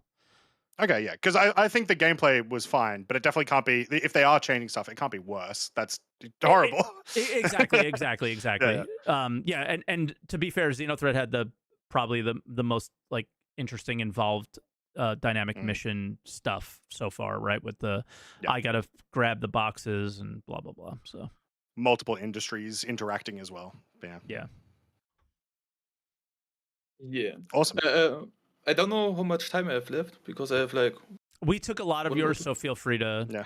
All right. Like the letter of the chairman, like they're talking about 1.0 and stuff. Yep. What I hope, but this is copium and stuff, is that if they do this correctly, there is no more what if we could, but more like this is it, and we're building this. Like no more a concept. The concept should be then done, and we know what they're building, and no more everything unknown. More what they're actually building, because we noticed it, I think, like in close to every Inside Star Citizen and sometimes SEL. Here's a concept, this could have this, and we could do this and there, and it should be more of a, we have the concept, you're gonna do this, you have all the possibilities, and we already have them in mind. That they finally have this huge concept, because I think they told us long ago that they have it, but it doesn't. With every new feature, it doesn't feel like it. Like there are still some connections missing, and like thinking about 1.0, which should mean to me that they have the concept finished, and they're just building and building, iterating, of course, but no more concepts, endless concept, and more a clear vision. Yeah, that would mean it for me. Maybe they have a different perspective, But yeah. I mean, yeah, that's what I need. I need a clear vision, but I don't just need a clear vision. I need to see them achieving that vision, because the vision of Star Citizen has changed every year. It's been a little different, and we're calling it something different. Now we're calling it a fully realized space MMO. Every year it's something new. It was a sim, and now it's an MMO, and now it's the, and it's like, what the one thing that they've never had, at least a perception of, is a clear vision. Yeah. Right? Yeah. And It's I would argue it's been getting clearer, but it's always Yes, been I agree. it's always been fuzzy. Yeah. Very fuzzy, but getting clearer. like all these things we talked about recently, like even master modes and the new locations and engineering. I mean, these are all tied together. Like, in what kind of game this is, even the medical stuff and the FPS and so on. And every time we discuss these things, people have completely different thoughts about them, because they imagine the game a bit different, or maybe a bit more different. Yeah. And this should be slowly be clear what we're actually heading to, I think. I hope so. Yeah. But all right, Stempek, I guess we'll leave you there. But Yeah, thanks for having me. I hope, Hey, cheers for the call. I hope things get clearer. I gotta say, I'm gonna have to agree. They need to be. They need to be like. Yeah, for sure. All right, brother. We'll let you go. Yeah, thanks Talk for to having you. me. Cheers, Bye now. everyone. Our next one is Cryptical. Cryptical, can you hear me? Cryptical, how you doing? Hello. Stream. Nice to meet you, Croncy. Yeah, you too. What do you want to chat about? Yeah. Oh, all right. Events. I think every single SC event so far has been a little underwhelming or have a lot of issues. The F8C, you got the servers, not enough players can participate a lot of the time, and that's very unfortunate. And it's always tied to a ship sale too, which kind of muddies the things as well. So it kind of really sours the taste of every single event. A lot of these events and a lot of online live service games is being able to achieve a sense of accomplishment by getting a reward in game, and maybe have something to show off, be like, hey, I was there, I did that. And exactly. That's been lacking in a lot of games lately, is that a lot of things are moving towards this you pay us to look cool, pay us to get these rewards, and unfortunate. I'll just push back on the that hasn't been happening in games as much recently. It definitely hasn't been happening in Star Citizen for sure.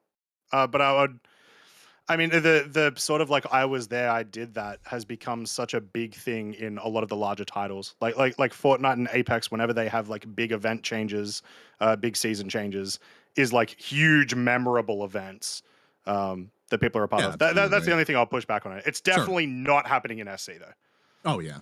Sure. I mean, yeah, Fortnite is definitely, they have these concerts. I mean, the Travis Scott concert was really cool, and you had to be there to be, to experience that. But I think in my top, going on forward with pay to win, Star Citizen pay to win, is it a game, is it a store? Yes. Unfortunately, there's a lot of pay to progress in certain areas, but Star Citizen's a little bit of a unique game in certain ways. Like some top level of progression is maybe just buying a really cool apartment and just living there by themselves and getting some furniture. Or, and Mike's, top level would probably be having a really big base, pumping out tons of resources.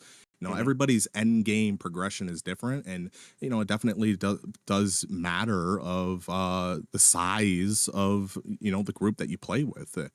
Some people like having the small ships, some people like having the big ships, right? So it's a bit of a unique case with Star Citizen, and it's not an easy answer to say, really.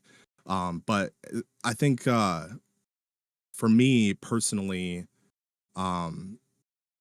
if Billy Bob Bojangles with his 10 Idrises and his fleet is off in a large solar system with a lot of PvPers, is that going to affect me when I'm in a smaller solar system that he can't even jump to and as your ship? At least if that's going to still be the thing, according to some of the feedback of the jump gates. I mean, ship size might be a factor in this. Yeah. So maybe that might get to that point. We'll see. We don't know. But I think as long as I'm able, space is big, right? As long as like it doesn't affect me, I don't get to see, I don't interact with it. Will it affect me? Absolutely. I will run into these situations where I just get absolutely waffle stomped by, you know, these big groups, by big zergs. It happens with every game. But I think like the difference with this game is they unfortunately allow, not only will those groups exist, but they'll also have the ability to buy their power as well. So you have the combination of players that both have time and money, and that's going to be the death of that's where the pay to win actually exists. Which is why I think we've been I don't think anyone in the community hasn't been a proponent of making sure that whether it's through the crafting system or whether it's through the reputation system or something, that there is meaningful progression there that can, because you can't eliminate the pay to win, but you can certainly squash it quite a bit through in-game progression. Hopefully. And that doesn't exist, but that's where it needs to go. Yeah, absolutely. I mean, reputation, I hope that there's reputation rewards that you can only unlock when you do these, when you work with these organizations in the game, not being able to just buy money from CIG or a gold seller at eBay or whatever and be able to buy whatever the best upgrades or blueprints or, you know, whatnot, but being able to actually get these reputation rewards and actually earn them through these organizations that are in the game. And I think that's very important. But yeah, I mean, these events and, you know, the monetization model, Star Citizen is on the verge of a slippery slope.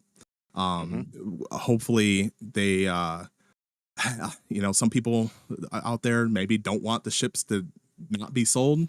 I don't think they're ever going to stop selling ships. Well, I mean, go look at the funding. Right, they made a bunch of money yesterday, so they're not going to stop this. And that's the just problem. Shy of 2 million. Just shy of 2 million. So us talking about the ship means nothing in reality. It's just this is a coping session for some of us, I think, and that's it. But it's not going to change anything. And then unfortunately, like it could, if they do stop it. I mean, let's just say that they do, right? Like what Pandora's box is only going to open from there, right? Like you might have to pay expansions to get access to certain solar systems, or me being able to, you know. Oh, whoa! Let's not. Don't give him ideas. Fucking ideas. Just stop right there. I'm gonna hang up on you if you keep going. Look, I will say just on the general thing that you're saying, my hope for Star Citizen is that we get to a point. It's not going to happen, but we get to a point where instead of selling ships, they are just selling cosmetics. And like it sounds ridiculous because how much money CIG have made from selling ships. But how much? Every other big game has done it. Every other big game has sold cosmetics. You can sell a cosmetic base for exactly. the price of a ship. Okay? Exactly. And all it does is make your base look cool. Right. Yeah. There's nothing wrong with that. That's my hope. Yeah. And I would like to see a subscription model for the game, but I mean, WoW has a sub model, and look what happened. You know, for a new player to come to WoW, you have to buy the game, pay the sub, buy 20 years worth of expansions, and you know, and then there's still pay to win on top of that with the WoW token. So it's very unfortunate. And you know, another point too is Destiny 2. Destiny 2, when it first came out, it wasn't greatest, but it was good. And then Forsaken, the first expansion came out, it was very free to play friendly, very, very player friendly. And then it went downhill when they broke off from that.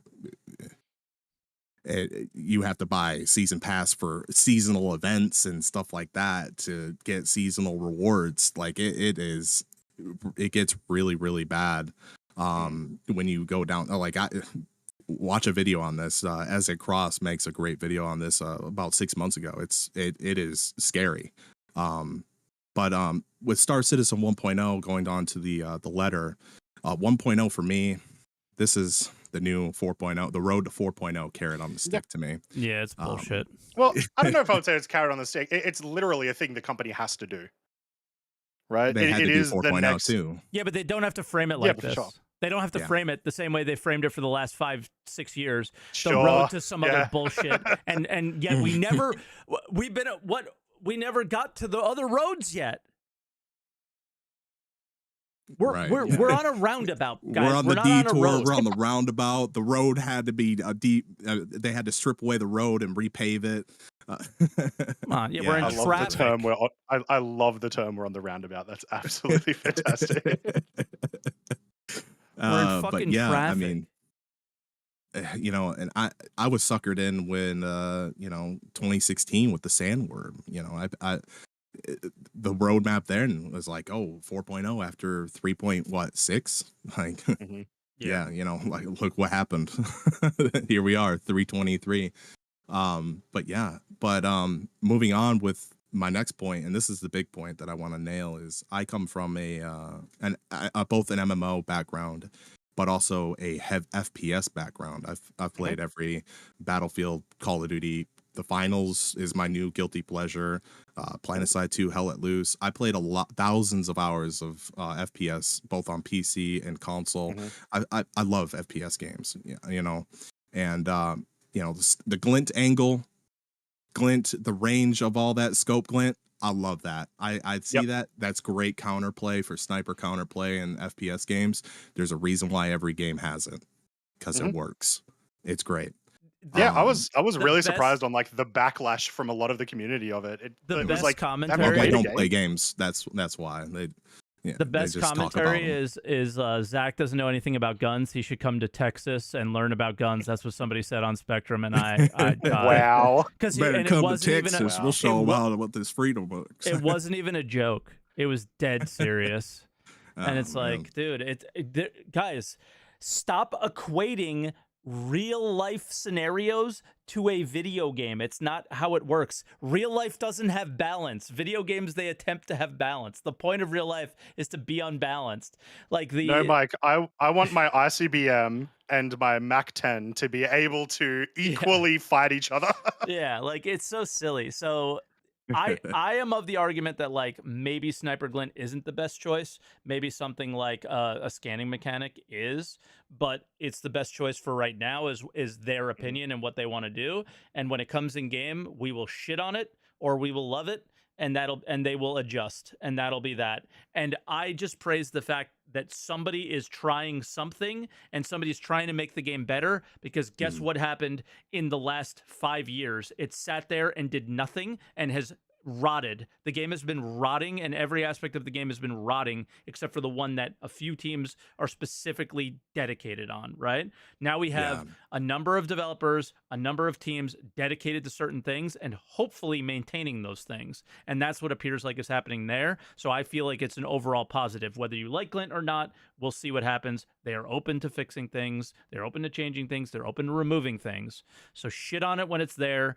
Be concerned about it being there if you want to, but just like, And if you're have fun, you're man. scared about people being able to see you from your sniper glint, then don't miss. Get good. Exactly. Yep. Get good. Don't miss. But here's another thing: is like I feel like CIG might be pushing back on the one hit kill headshots. I don't know if that's still the the thing or not. They did talk. I can't remember if it was SCL. They talked about FPS this week, right? Yeah. Yeah. I think Yeah, on I the might have missed SCL, the start. they said something specific of like, we do still want you to be able to like one tap heads. The only exception is like heavy helmets where it's a 2-tap, right? And So it is still a thing. That's how the I current think game you should works. bleed out. That's how the current game works, and their response is a heavy armor. If you are injured, you are still a one tap headshot. Yeah. Because So you it have sounds like less it's literally health. like it does 99% damage sort of thing. Yeah. Or whatever. But yeah. That's good. I mean, I would like to see maybe you get a little bit of a bleed out, head trauma, you're bleeding out a little bit, and then you have to actually seek instant medical attention, otherwise you will go down. But yeah, I mean, that's something that they can definitely tweak with feedback. That's good. But the importance of that for me is network latency. This is an MMO. hundreds of players. There's a lot of Yeah. network environments that have to go into this. You know, this game is not going to have the best net code in the world for FPS gameplay. So it's very important that you are rewarded for when you land the shot. Yeah, fair. Yeah. I think a lot of the suggestions that you mentioned, a lot of that comes from like a potential medical change rather than necessarily an FPS change, where they could make that happen just with FPS balance, but we would need the additional medical Exactly. gameplay in order to do that stuff. Mhm. Yeah. And when you get, and then going on to medical gameplay, the knockdown, being able to crawl away, that's a good change. Dude, I forgot to would put like that be in week in able to review. I'm so pissed. I actually totally forgot about Oh it. no! Yeah, Like the 'cause stuff about the new down states. Like yeah, that's like one of the they mentioned, biggest yeah. changes. Yeah, and I just Yep. I fucking missed it. I would like to see maybe like you would be able to self heal yourself. So let me back up on this real quick. Let me give it some context. With Battlefield, when you get downed, you go down, you have a medic revive you, right? But if you get downed again, you're dead. But if you are up and you're up around living fully healed, if you get downed again, you just go back down to a down state. It rewards the player for not dying over and over again. But if you die immediately, you are dead. You have to respawn. So with like the knockdown and being able to crawl away and self heal, I feel like you should be able to kind of heal yourself, because it's weird to be able to crawl away and not be able to heal yourself with a pen. Before you continue, I just want to clarify. They never spoke about self-healing once. This is something that Cryptical wants. This is something I definitely mentioned that I thought might be interesting, but they never mentioned self-healing once, so it's not something that's coming to the game. It's just a suggestion. Yeah, this is a continue. suggestion. I'm sorry. Yep. But yeah, this is something that I feel like that should be, something that you can do is self heal, because a lot of people do play solo. Yeah, there's a lot of solo players out there. And there's a lot of people that want to play solo. solo. Big. Like having to wait for somebody is ridiculous. You don't want to wait. The incentive isn't there to wait. Yeah, I mean, every time I go down in a bunker, I put out a medical beacon. They're on the other side of the solar system. Yeah. So for some reason, it always pings the player on the other side of the solar system. But it gets really frustrating when you have to waste your time as a player, and I don't like that very much. Laser weapons.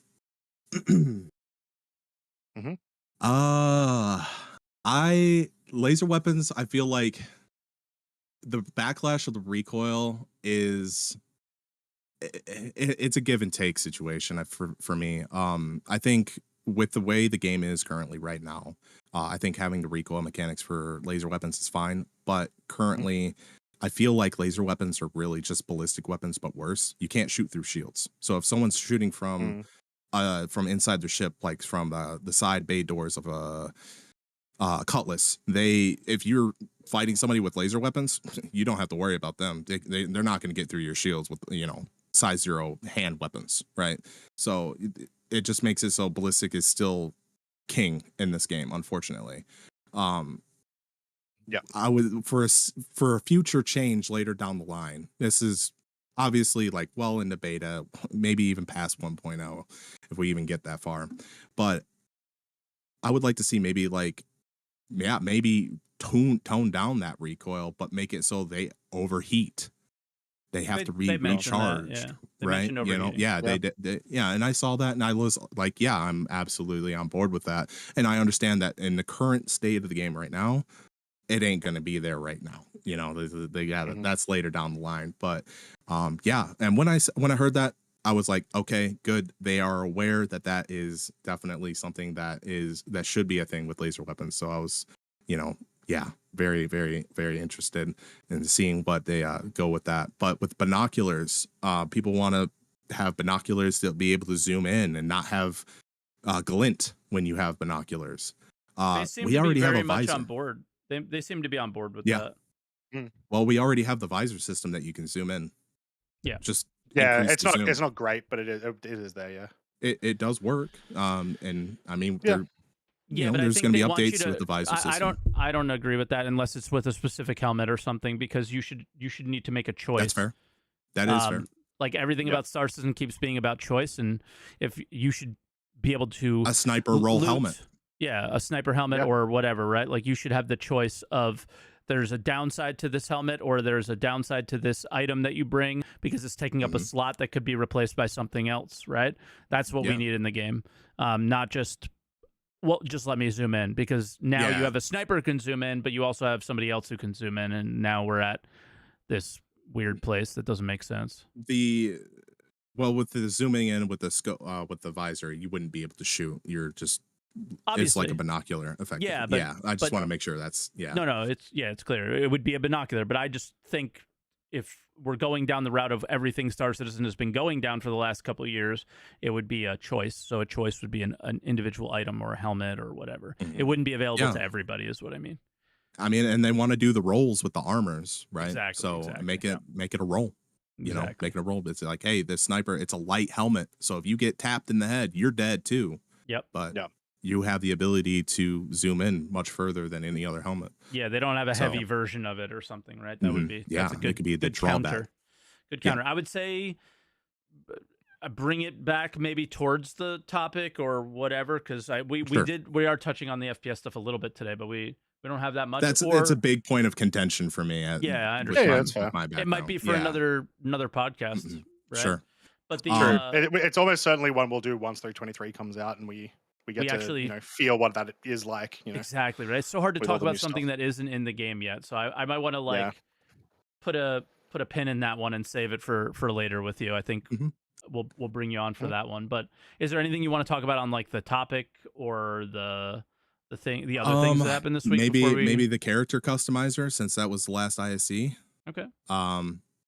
I think it's true. great. Oh my god, so much stuff happened this week. Yeah, I mean, there's a lot to cover. I mean, but the character customizer is great. I really have no downsides, upsets with this at all. The only thing I see is a lack of a body customizer. You're just only customizing the head, and I don't know if that is something that is a limitation of the game, or if it's something that they can do later down the line. Like, where's my booba dong slider? All right, like, come on. But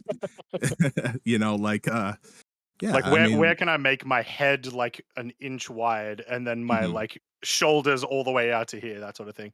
I do think it is probably a limitation of just how they want to do like armor, and they want to do clothes, tattoos and piercings and stuff like that. But what about the cybernetics? The cybernetics that they were doing concept of a long time ago. So maybe later down the line, the character customizer could be expanded upon beyond just the head and hair and the facial features. But I don't know. I think the two best things was like the save feature, and then that a lot of people were like, damn, dude, they only have like a few types of hair and they don't have like everybody's kind of hair. And they added what they said would come later to 323 with like a lot more different hair types and beard types and things like that people were like, yo, CitizenCon, what the hell?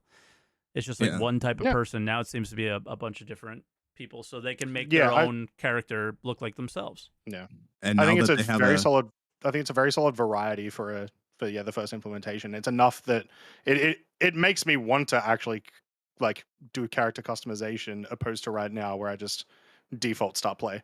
I'm going to have one attempt at making me and like 47 abominations that I'll choose from on a regular basis. I'm getting chat to make me because we've now got the import feature. I'm gonna do a competition where everyone has to make me. I'm gonna make a certain bald man from the internet that everybody hates right now. So, Mike?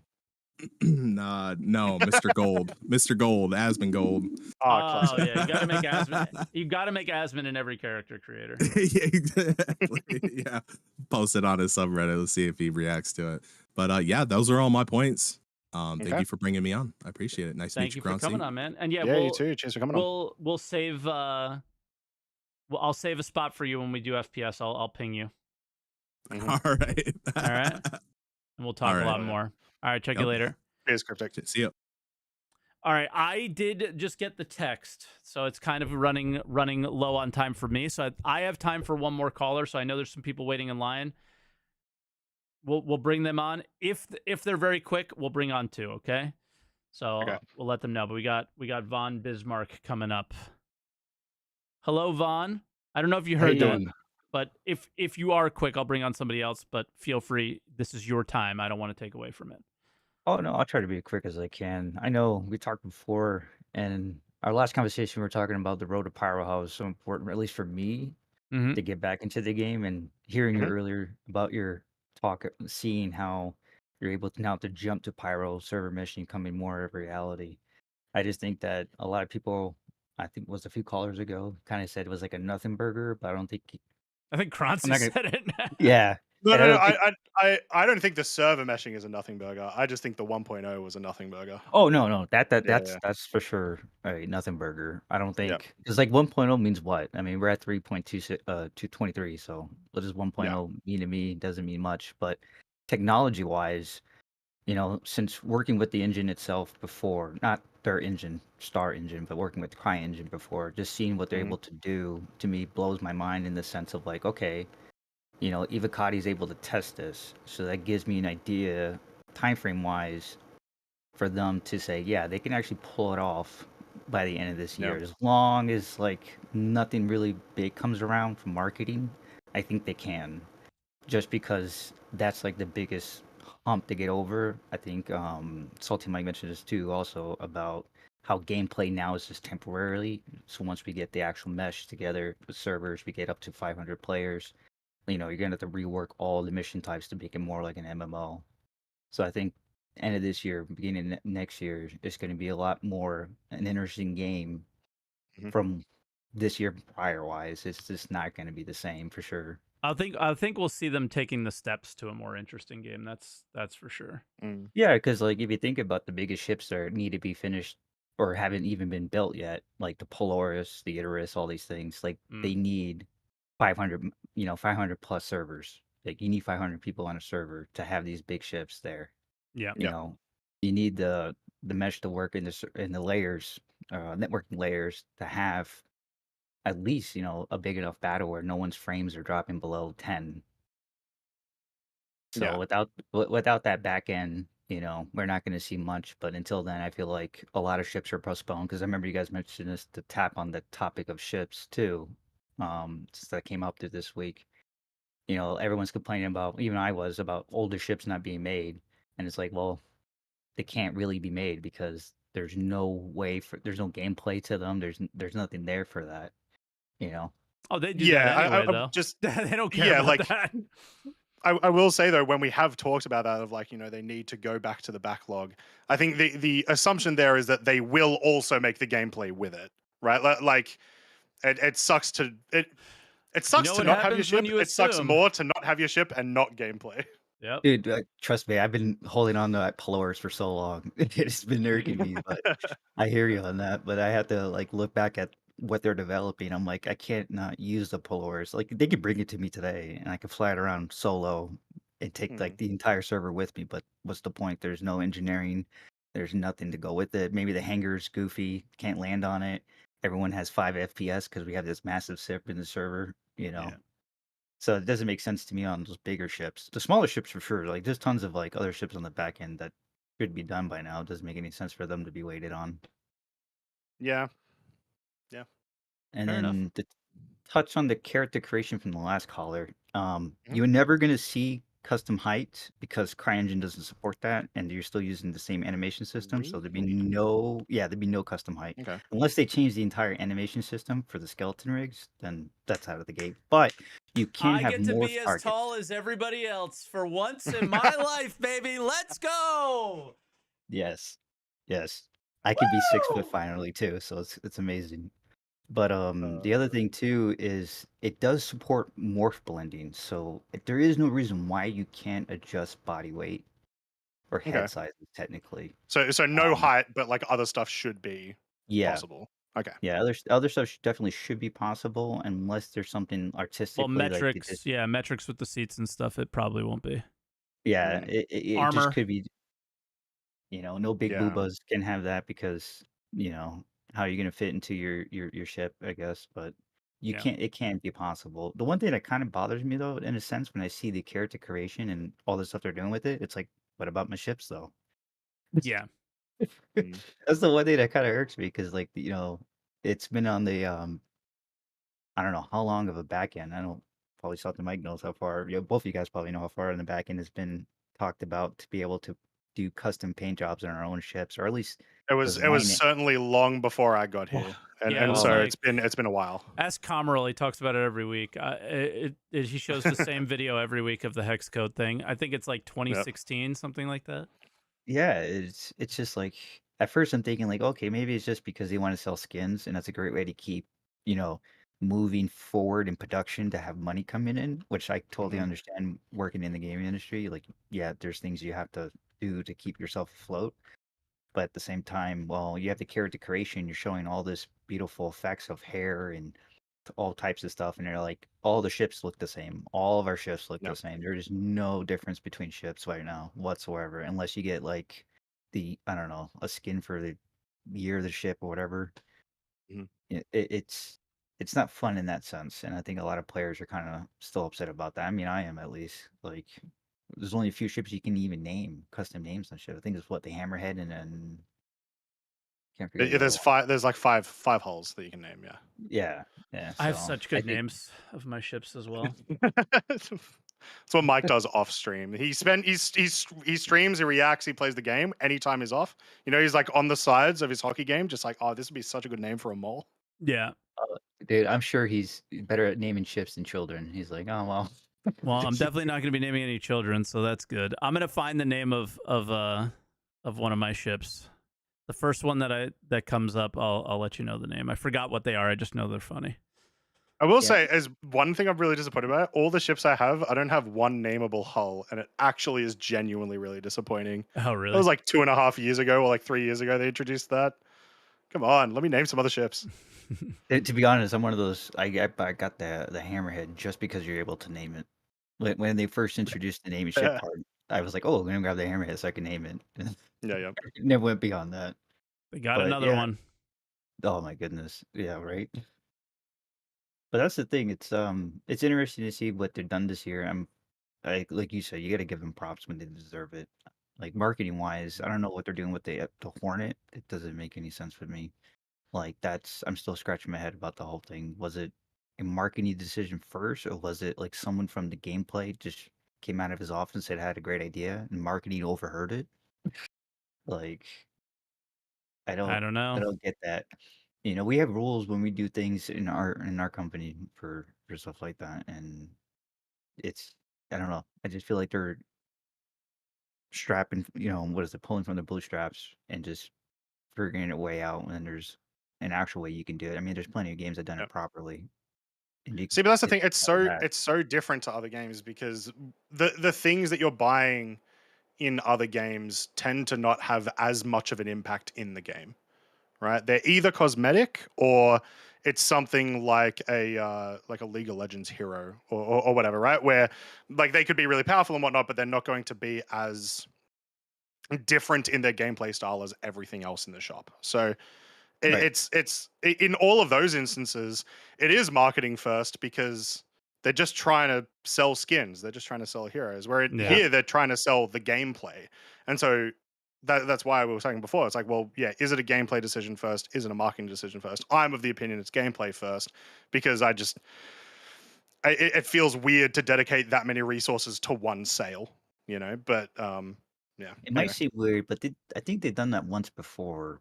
But I mean, like, a penny for your thought would be like this: think about how Star Citizen came to be. It was kickstarted first, all about ship mhm, selling, just to get money revenue to get them going.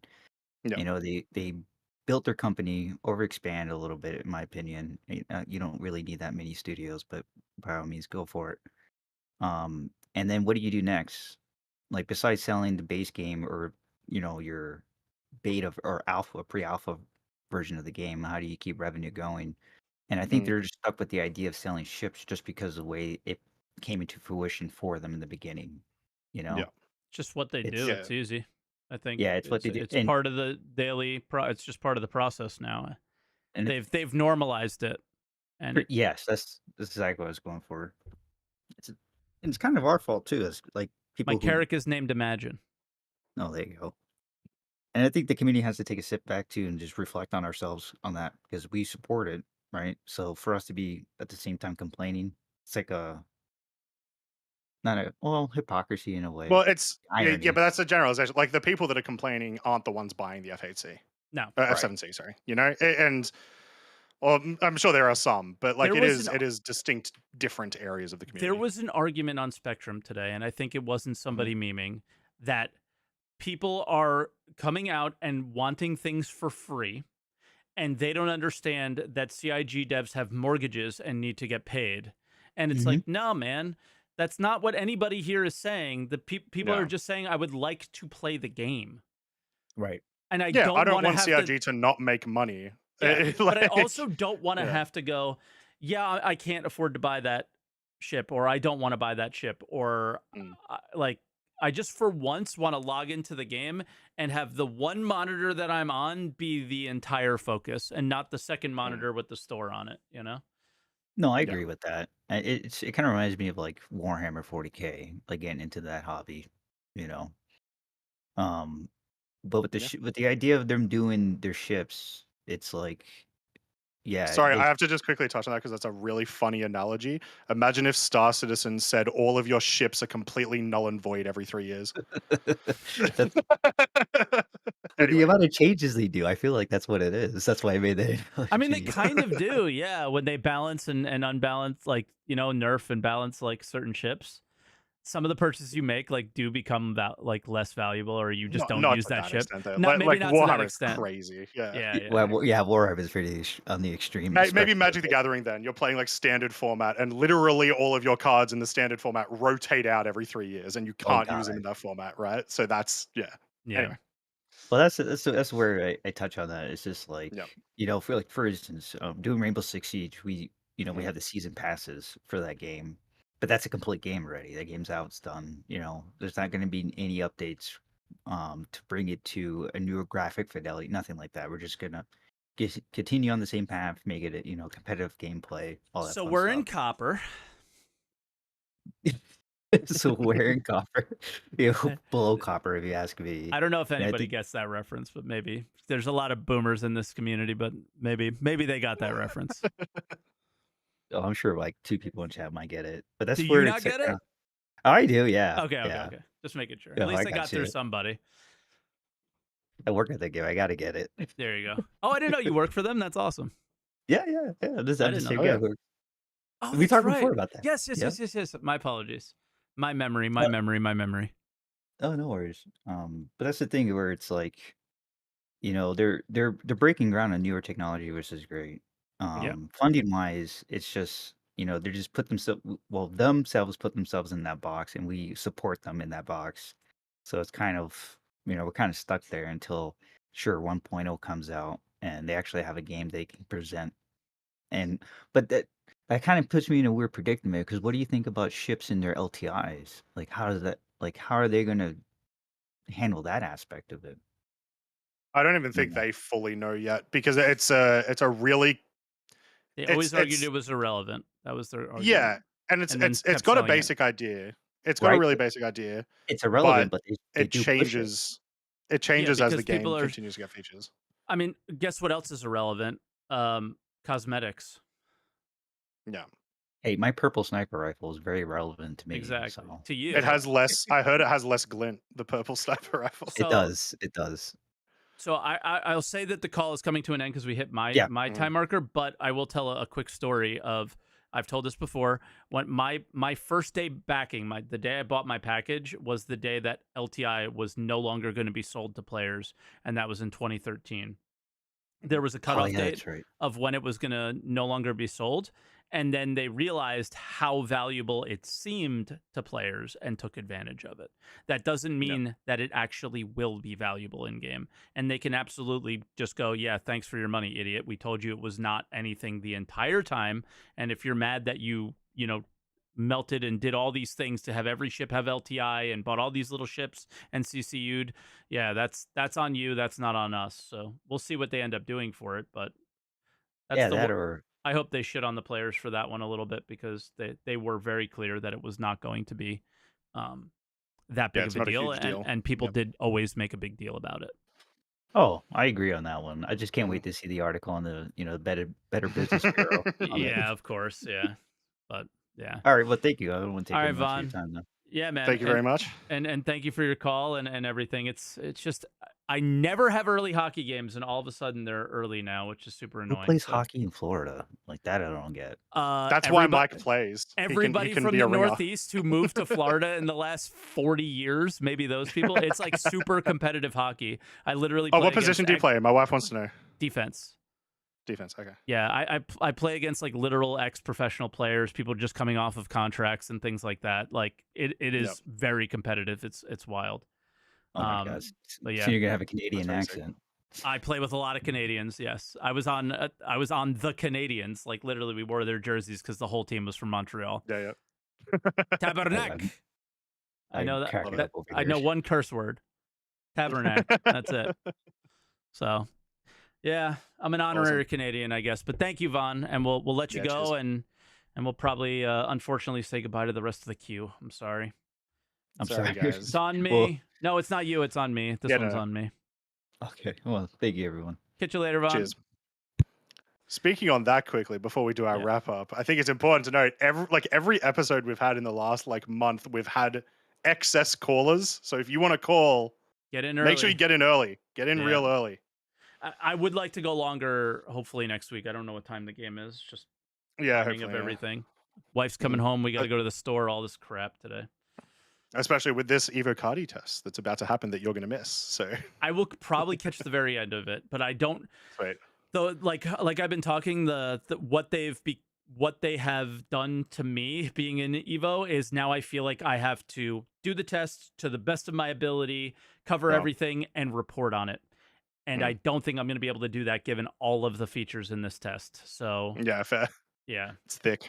Yep, and I won't have all the 4 hours to be able to do it, unfortunately. So, dang. But we didn't disagree that hard. I thought it was going to be a lot worse. No, yeah, I didn't think we were going to disagree that hard. It was essentially a very small aspect of what we were talking about. I think it was very easy for both of us to agree that in general it's not great, and there are certainly better avenues.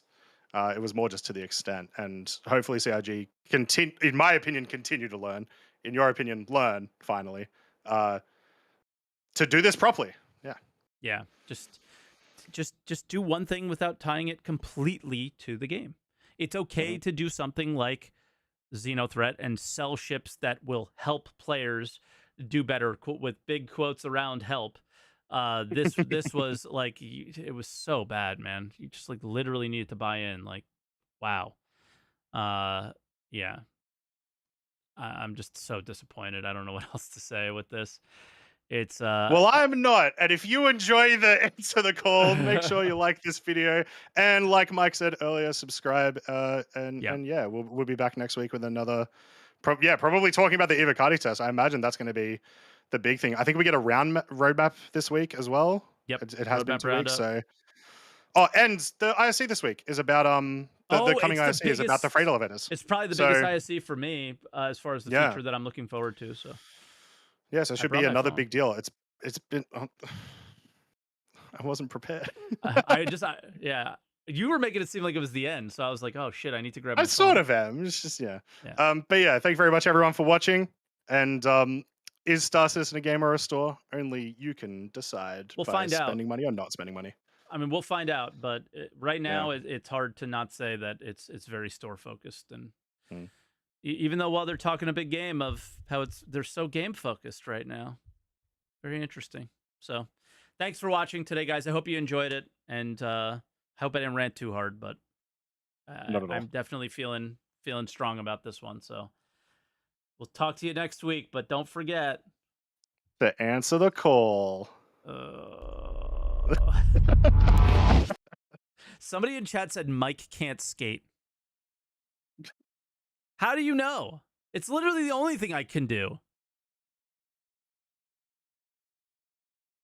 I can't shoot.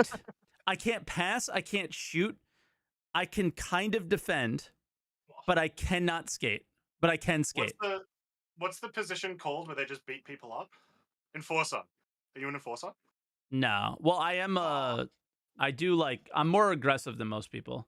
I know it. I-leaguer. What is an I-league? I just ended YouTube stream because I forgot. Oops.